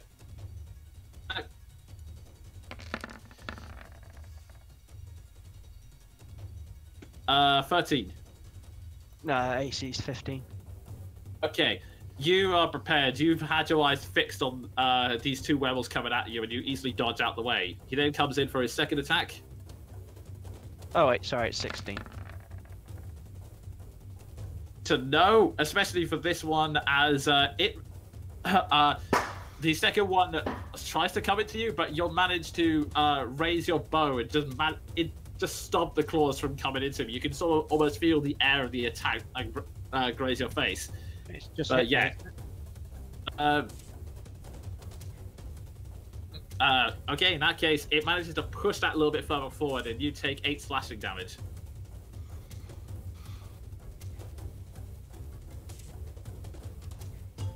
Sorry, I had a bit of issues. Alrighty, and with that, Maldaf, you're up. Alright. Has Crowley taken his turn yet? Or did he have his own initiative? He's at the moment he's just talking to Ward. At the moment he's kind of grumbling because I'm they just told him- asking. I'm just asking because if he starts his turn in the moonbeam, he takes damage again. He has to do another Constitution saving throw and take damage again. So just if he has a different, just you keep it in mind because you know when his initiative is. Does No. it only affect hostile creatures, or is it just any creature? Any creature, a creature. save. Yeah, that doesn't make it. How much money did damage does he take? Another Yeah, another 12. Ward was always the stronger of the Brothers Grimm. Yeah, he's looking really rough at this point.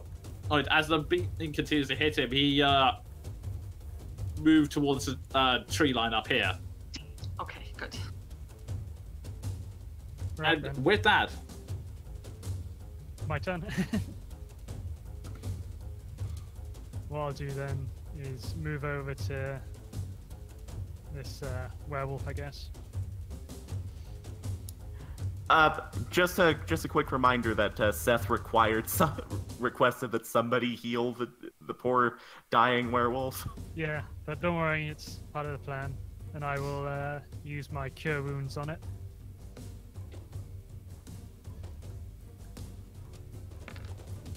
Oh, Jesus. That's better than nothing. considering that it was at death's door a moment ago, it gratefully takes the healing. You see the blood start to recede a bit now. Okie dokie. And I will cast. Let's make sure I'm cast the right fucking thing now. Yeah, I will do Shield of Faith on Ward. Good I job. don't need to roll anything for that. That just will be taken into account. When Plus 2 AC. Thank you, buddy, Hmm. because I'm gonna get myself killed. and that'll do me. Back to the top of the round. Jean, you're up. Okay, there's a wounded werewolf right in front of me. I have a horse. I am going to make my longsword attack. All right.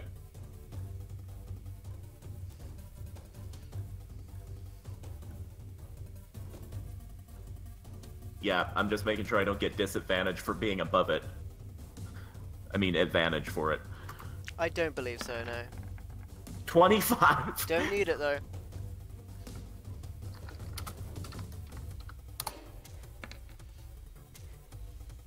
Nine points of slashing damage.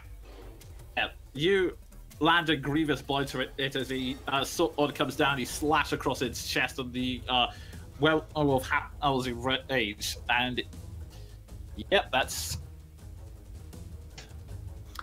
And I'm just gonna stay in this general vicinity because I am a big armored target. I can absorb blows. Ward, you're up. Ward moves out of the way of the first werewolf unthinkingly, so he gets attack of opportunity on me.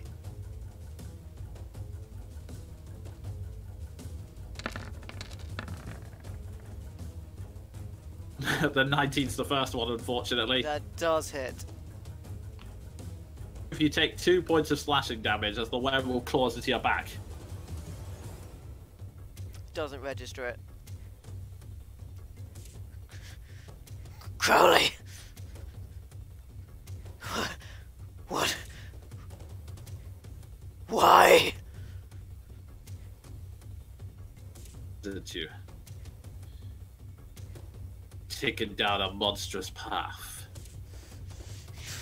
I have become a true monster. You don't talk to me about monsters. We were supposed to be there for each other, to hold you back from the darkness. We were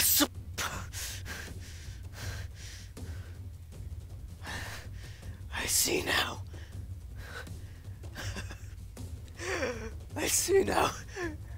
It could only ever end like this. And Ward attacks him recklessly.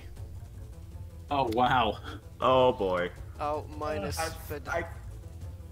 I I can't believe I feel sorry for Ward. I'll minus Great Weapon Master.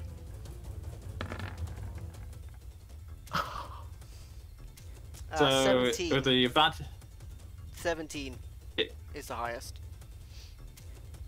is the attack and tries to dodge it, but that little extra fury, it just barely manages to connect. So roll your damage. Oh, I'm tearing up a little. Man, you're not the only one. 25. 25 points of damage. He is instantly knocked unconscious, felled by the blow. That's 0, right? Because that would give And you he's brought down. that would give you a bonus attack if it's down.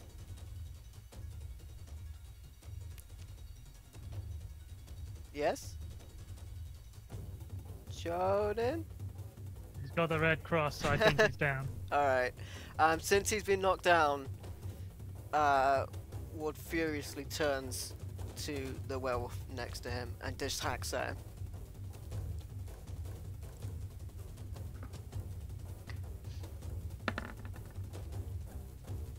That hits.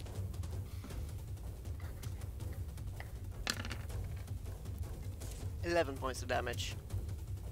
He's still just looking down at Crowley. Just hacking away, but looking down at Crowley. You're not as strong as it could be, but you're still Ward, so it's a considerable blow regardless. That's Ward done. And with that, Seth, you're up. Even with the werewolf in his face, Seth will continue to use his bow. You will not take it from me again. Not this time.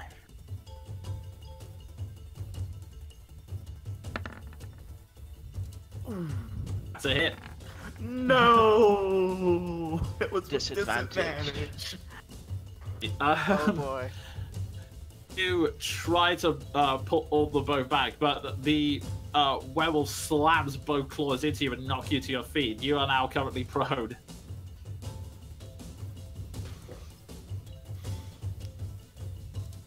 Yep, that's me. Couldn't get up still because it's.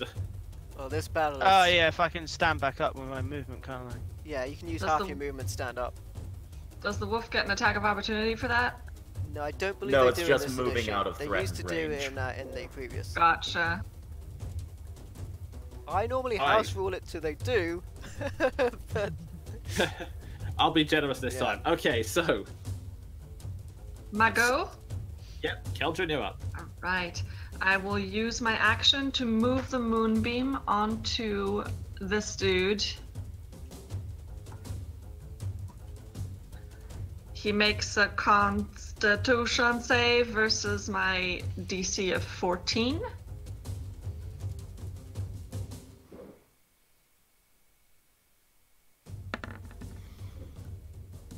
Let's see. Okay. So half of that. So a 5-er. And he has to make his shape-changing saving throw at a disadvantage. Okay, so I'm just trying to remember what that would be. Would that be con again? I have no I idea. imagine it a would shape be Constitution. a shape changer makes its changing throw saving throw with disadvantage. 11. All right, so he changes into a human Okay. and can't assume a different form until he leaves the spell's light. He grits his teeth and he's about trying to really hard to hold on to his form, but it shimmers and then you're a regular dude who staring at us all going, "What's happening? What's happening?" Yeah, that's my turn. It goes back to them. Who's gonna attack you, Ward?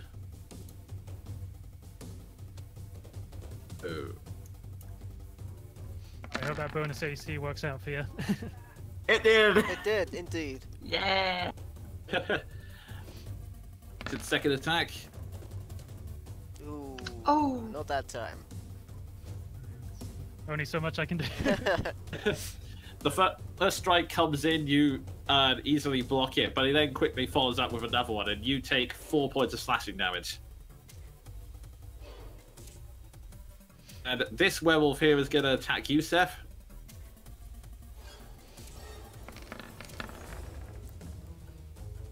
Yep, that's a hit. And okay, it makes its the first attack does 4 points of slashing damage as it comes straight into you, taking you across the chest. It tries to hit, but then you suddenly see a blur that knocks it backwards as gets up and then lays into the werewolf itself. Oh, nice. Yes.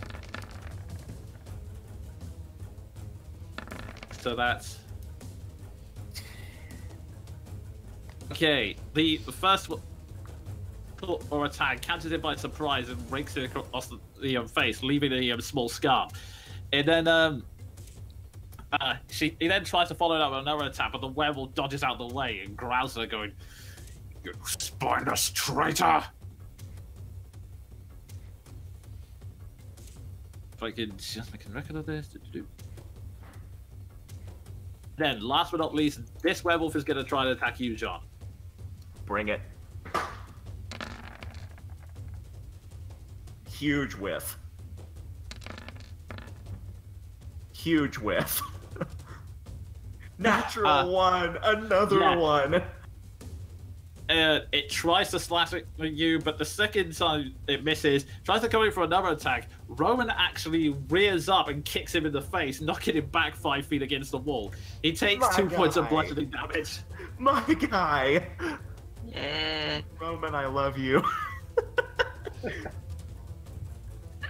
And with that, it comes to Maldath. You're up. Nope, the guy who's a human has to he starts his turn in my thing, so he makes another Constitution saving throw. DC of 14.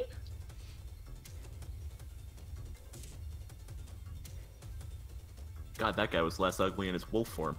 Ha! Apparently very good at con saves. Okay, then he takes half this damage.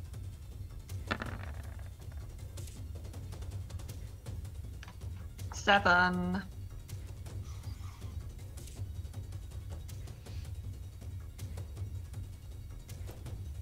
Moves up to Ward and rather foolishly is going to try and make an unarmed strike against him. Oh, God.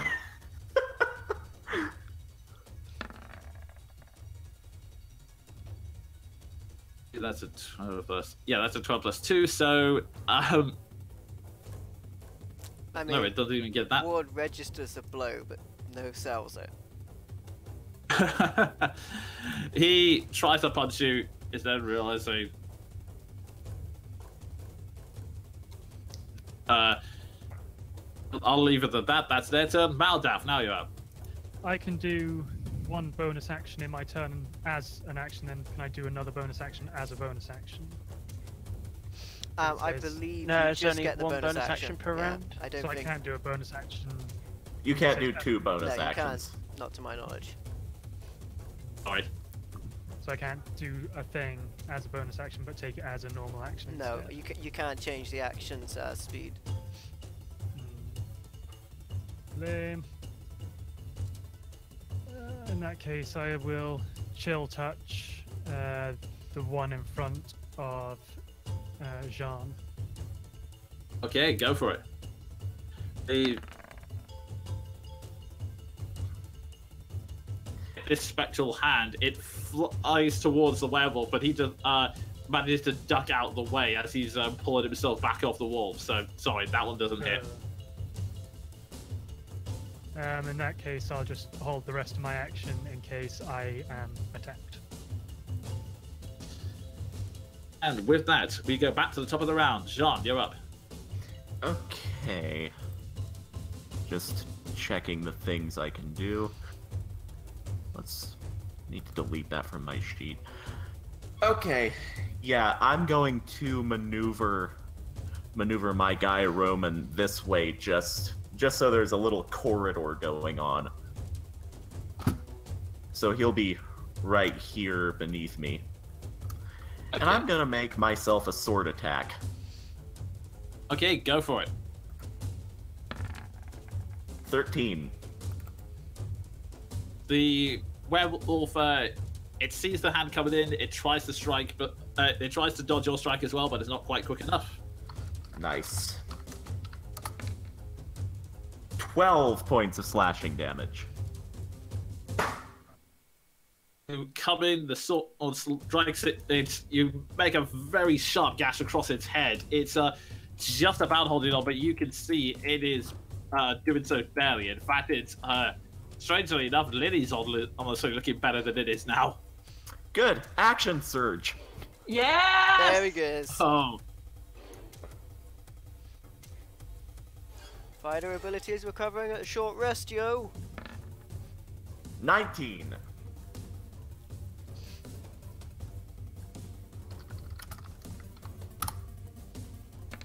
For 8 points of slashing damage, but I imagine it's clinical at this point. actually no. It's the blow comes in, it reels across its face, and the werewolf is barely holding on together. It's a mass of blood, and its eyes are darting from one side to the other, as if to say, "What do I do? What do I do? What do I do?" I just look down at Seth and just give a nod. Finish him. But before we get to that finishing, Ward, you're up.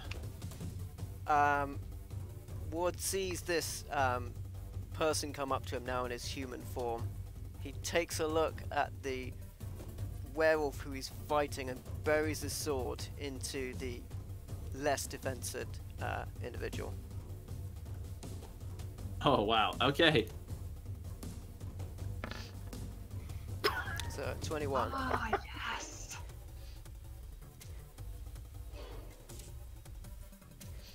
Wash away your tears in blood. Oh wow. Oh, that's brutal. You Call him by his full name. you thrust the sword straight into the human, who is now really regretting his choices. The blade goes through him, and you get the sense that it's literally only because of his lack of blood that he's still standing at all, because he's now coughing.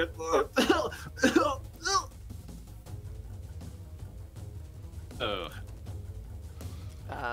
Ward's eyes return to Crowley, and that's him done. With that, Seth, you're up. Lily, stop fighting. Go to safety. I won't lose you again. I'm gonna step back so I can get a better shot, and I'll take the attacks of opportunity.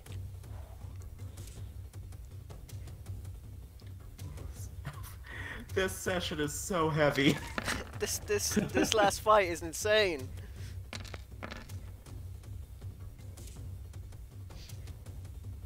So I take what- one hit there. Okay, actually, it would have only been one attack anyway, so Yeah, apart two from me, rolls, yeah, though. it would have been. Actually, is that you take 5 points of slashing damage, but then you recover quite quickly from that.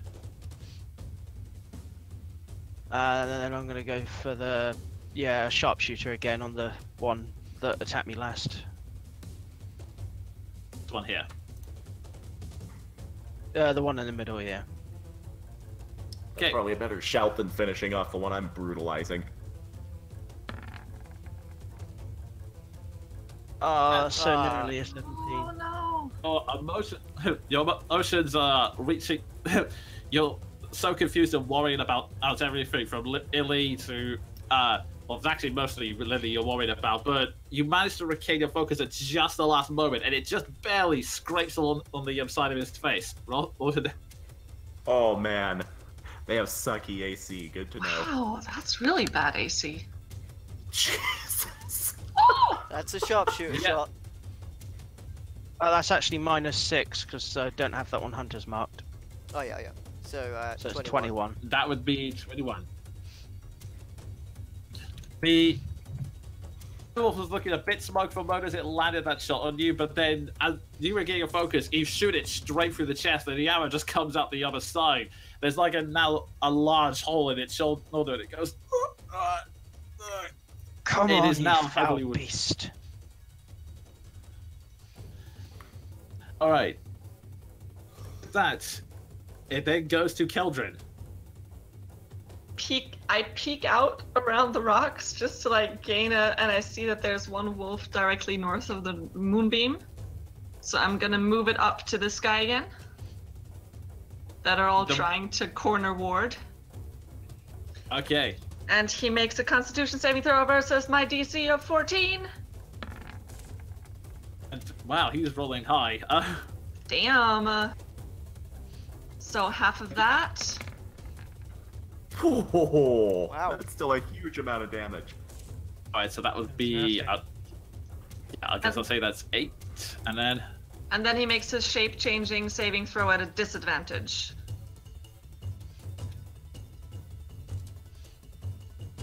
Nine, and he's gonna make that con save now.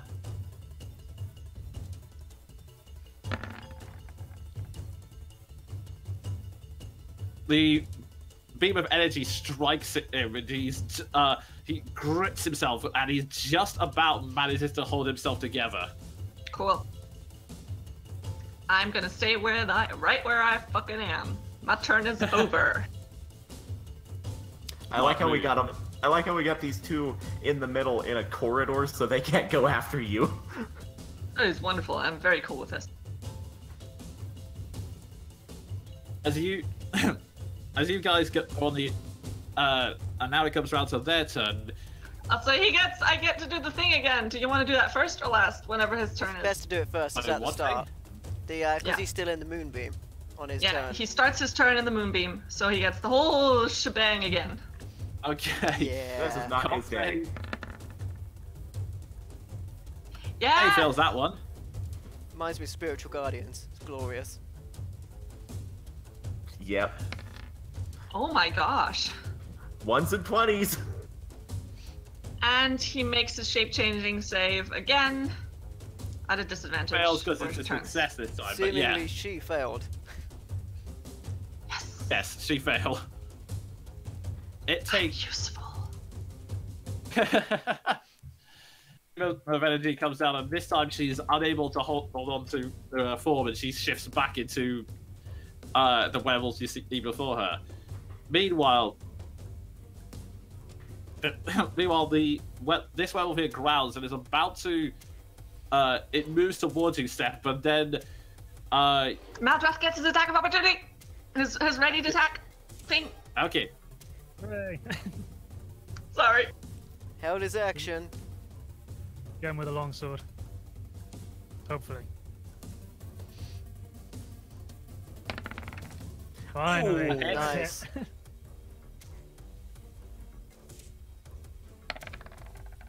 Not very strong, but it was something. It takes a full blood to that anyway because it's a silvered weapon. Maldrath has finally inflicted some damage this game. The you were ready the entire time, and you slash the sword across its arm. It braces it and then goes in for a second attack, at which point you hear a roar from behind it of, "I'm not losing him!" And Lily comes in for another attack right behind it on the Advantage!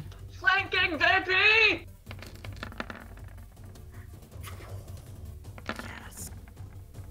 Oh, yes. That's Comes two. tasty. Unfortunately, rounding down, so that's 4 and a 3, so that's 7 damage overall. Ah, yes. She needs silver claws.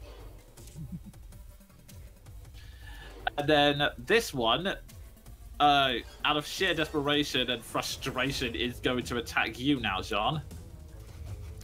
Bring it.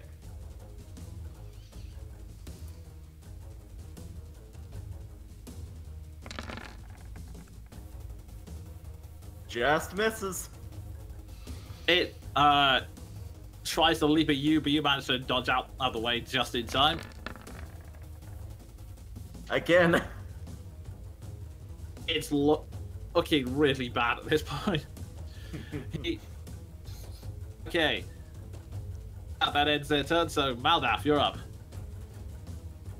I would take attack of opportunity if I went in between this one and this one, wouldn't I? Actually, if you went here, you wouldn't, because you're still within his As long as you threat stayed within their 5-foot threat range, you're fine. Yeah, you so can I move think you can all actually around come up them. here, yeah. Yep. Okay. I was going for that advantage. Sweet, sweet advantage. Yep, you can get there. Tasty advantage. If you Yeah. go here, you'll get it. Yep, that's good. I will long sword this fella then.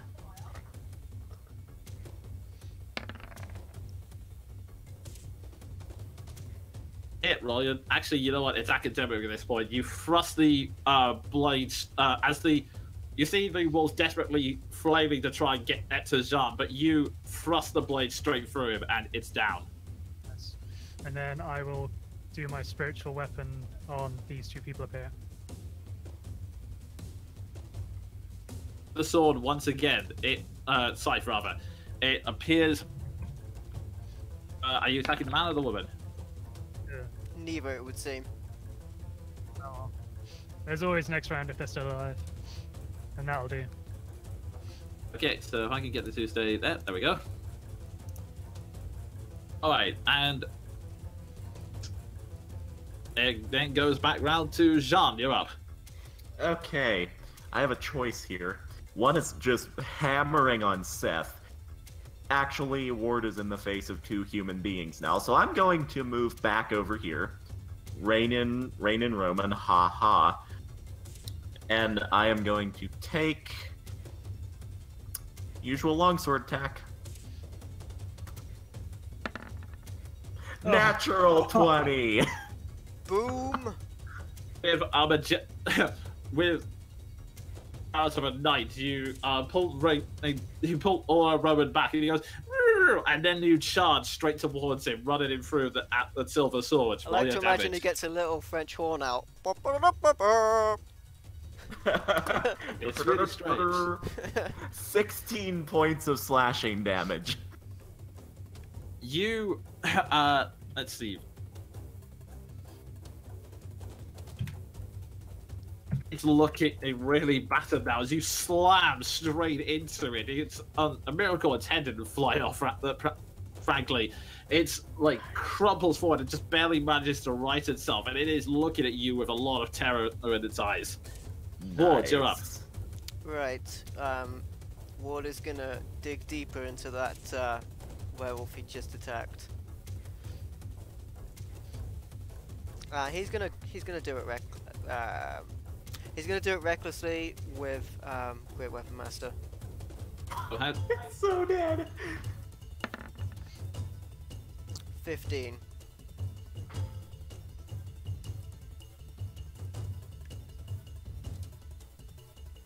Do that damage. Yes. 24.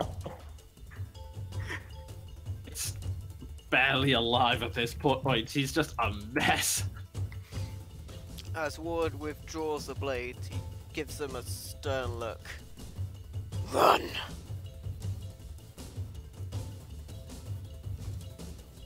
Okay. F, you're up. I'm going to use my bonus action to move my Hunter's Mark from the dead creature onto the werewolf in front of me. And I'm going to pull out a dagger and go for its throat. Oh, Nice. Good man.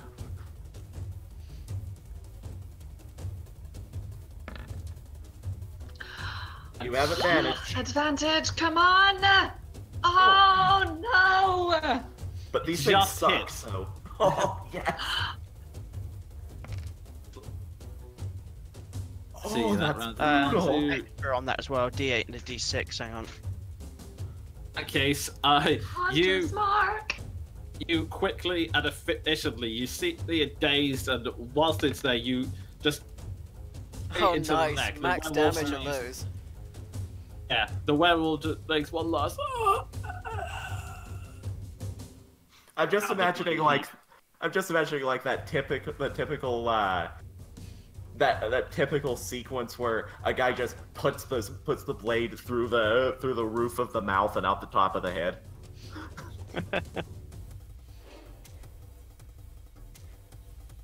That whittles down. It comes down to Keldrin. You're up. So the lady didn't move out of my moonbeam, so guess what's happening? Kaboom! On saves. Finger guns. Sheets.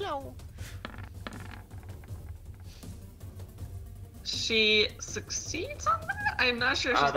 She's not supposed to roll disadvantage on this con save. It would But... be an 8, yeah. I think, the first Roll one. 20 stuck, Okay. so 8. Then it's the 8. Alright, then she takes full damage. Whoa! Well, that she does. Whoa! Yeah, and then when it's the wolf's turn, the whole thing happens again, so... That was my turn. You can move Okay. that moonbeam onto the dude and just disintegrate him. I'm gonna keep it on her because she has more health than he did. Good And call. I don't wanna steal Ward's kill. Okay. Also, there's like a lot going on in front of me right now, so I'm not even entirely sure how well I can see like the little back group.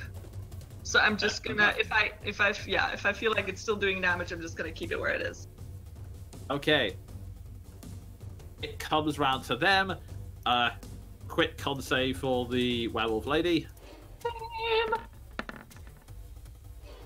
Oh! All She damage. just turns to ash. Boom, bitch, get out the way. Oh well. Only Five, 5. but- Only 5. Perfect way to end that song. Only 5. Far shy from the Just- shy dwarf in the corner singing. Hey, this is Nicola talking, okay? Like, Keldrin is like shivering against the rock, alright? She tries to run out of the circle, but it's too late and she still gets severely burnt by it. Seeing all of this happen, the terrified male werewolf goes, oh, God damn useless! He turns around, picks up the unconscious Crowley and goes, come on, get out of here! Leave them, we can kill the bitch another time. And with that, these two begin to run for it. Oh, I'm definitely taking an attack on the man. Yes! Oh for it. yeah. Oh yeah. Come on, Ward, murder him! Oh, Murder succeeded. And he tries to carry Crowley away, but he is just flat out dead. But he is full on dead. I'm Sit just, down. I'm just imagining you strike at one person, but there are 3 thuds. Crowley I mean- and the 2 halves of this dude. This wolf, however, will the disengage action to run out and then pick up Crowley's unconscious body instead Nah, before. if it's the disengage action, it's the whole one, unless she can do the picking up as part of her movement. Disengage is an action for people who are not rogues. Theory for story purposes, that's Okay, gotcha. it. I'm gonna say theory for story purposes. She does it as part of her movement. Damn you, story purposes! No! And with that, Not again! they disappear from sight. Has now come to an end. There is a sense of quiet unease settles over the whole thing. The I'm going- moonbeam goes, disappears. I'm going to dismount. Give Seth sort of a good work, sort of a good work, matey pat on the shoulder, and then just sort of approach Ward at a distance, concerned, because what the fuck was that? Yeah, I'm joining, and I'm like peeking out behind my rock, and I'm like, was that Crowley? I just nod quietly. Ward Oh my gosh. slowly takes off the mask and looks at it. Doesn't say anything.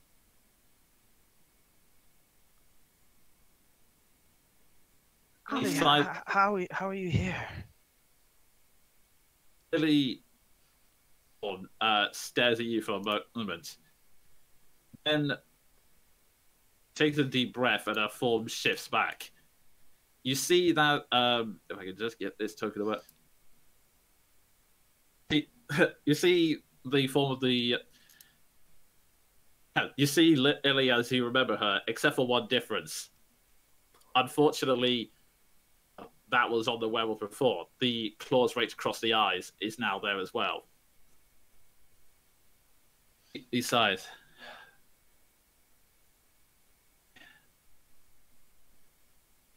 Let's just say seeing you brought me back to my senses.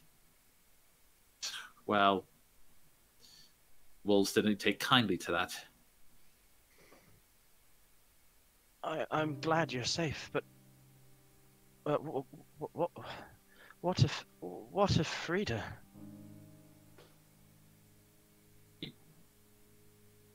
As soon as you say that, she looks away for a moment and then goes,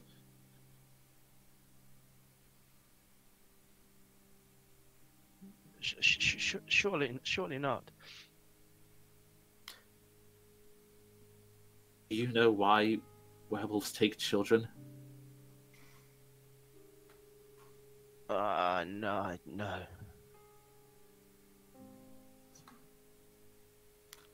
They take them. Children that are turned are more likely.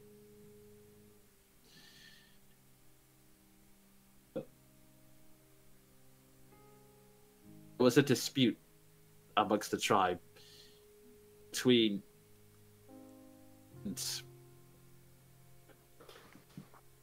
but Kirill and from before Bogface as he used to be known. Looks down again and her hands clench. He had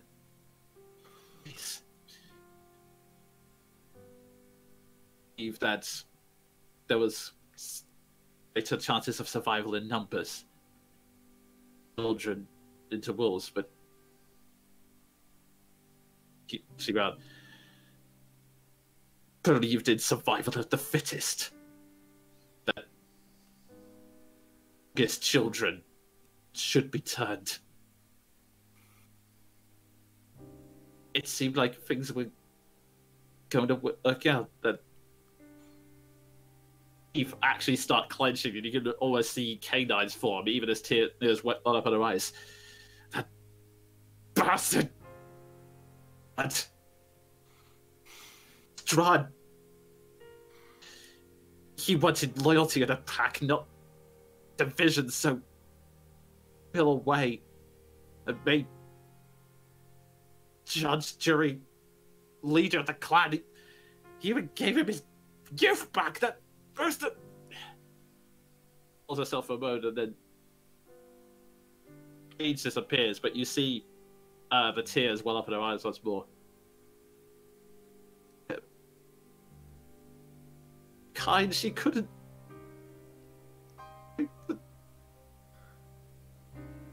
I'm sorry. I can't. It's this. It can't be it.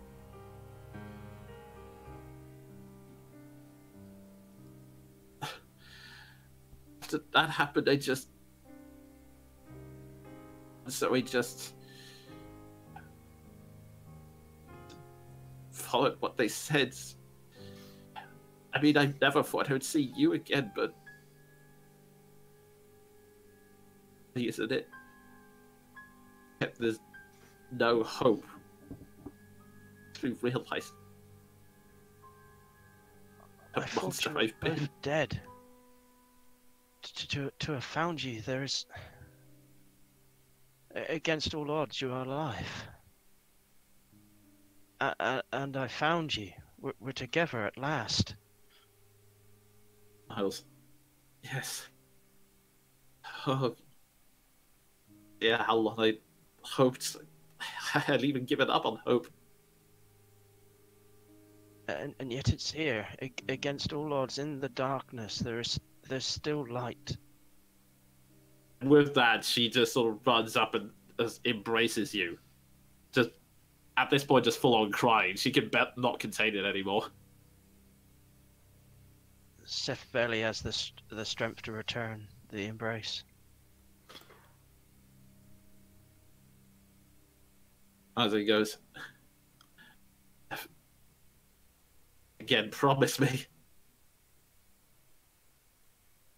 Never. And together we shall make them all pay. As this is going on, I'm just sort of very cautiously approaching Ward because he's off on his own, and well, one doesn't just leave a member of the party like to cope with that on their own. Yeah, I'll be joining Jean, but staying back a little bit further even. What is Like I'm like looking at the scene with Lily and Seth, and just like they need privacy. I'm just gonna, yeah. Ward is looking at the mask ahead of him. He can see that Jean and Keldrin are observing him, and he talks aloud to himself, but still aloud. My brother, I called us lights in the darkness, and I tried so hard to convince myself that we were all monsters, and I wanted to believe the monsters could fight monsters, but we're not. There's only three. Strahd, Crowley, and me. And when it's over...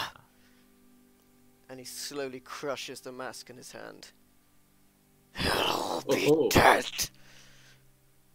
You'll all be dead. I'll like walk up. You know, you don't have to be a monster to kill a monster. I mean, it might be easier, but I know I shouldn't speak up, but I managed to break the wolf form by embracing the light and denying, you know, the darkness that's everywhere. And there's always hope. I mean, look over there. To like Lily and Seth embracing. You don't have to do this alone. We'll figure this out, right? I'll also step up and say, you're not going this alone. In my company, we value loyalty. Loyalty to the cause. To ourselves. You don't know a damn thing about me. You found your form. I've strayed too far and I'll never find mine. Take what because you won't solace. fucking tell us. I'm sorry. Take what solace in what you have. And I'll take my revenge. And Ward sits up against a tree and just rocks slowly.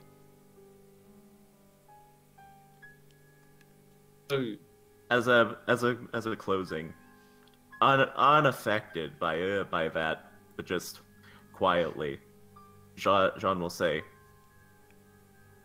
"We will find them, and we will make them pay. Do what you must, Ward." Calm unease settles over the afternoon sky as the sun begins to set. Emotions are running high, but hope and despair is in the air. As Lily embraces you, Seth, for the first time in years, she leans in and goes, "We'll never... Yes. We'll both get our revenge on him. Or another."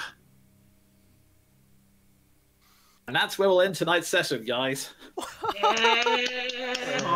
nice. What? What a session! Man, Oh, what a session, Good man. shit. wow. We finally got it. The session that takes us from ragtag bunch of idiots to actual group. So- I've been so looking forward to Ward this is account. still being an obstinate bitch. Oh well, guys. I So am suffering. I will share nothing. Oh. hey, you don't know what Ward's done. Yeah. I don't, because he won't tell us. Well, Hey, as he we shared some stuff. as I use a metaphor here, and we pick up the shattered pieces.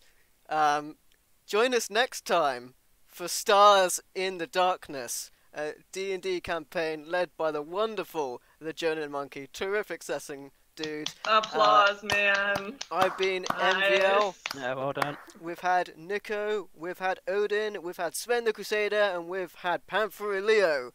I've had a great time. I hope you've enjoyed it. I'm going to give a couple of shout outs to some people that were active in the chat, and there's been a lot of lurkers. It's great to see you. Mystic, you're awesome, buddy. Flying Crocodile, Hollywood Hank, Slippery Fish, and Astrophysics. Thanks, guys, especially those of you who stuck to the end. Don't forget to like and subscribe and all of that good stuff. And we'll see you next time on Stars in the Darkness. May I Yeah. just point out, a session too serious for a Sacre Blue. Yeah.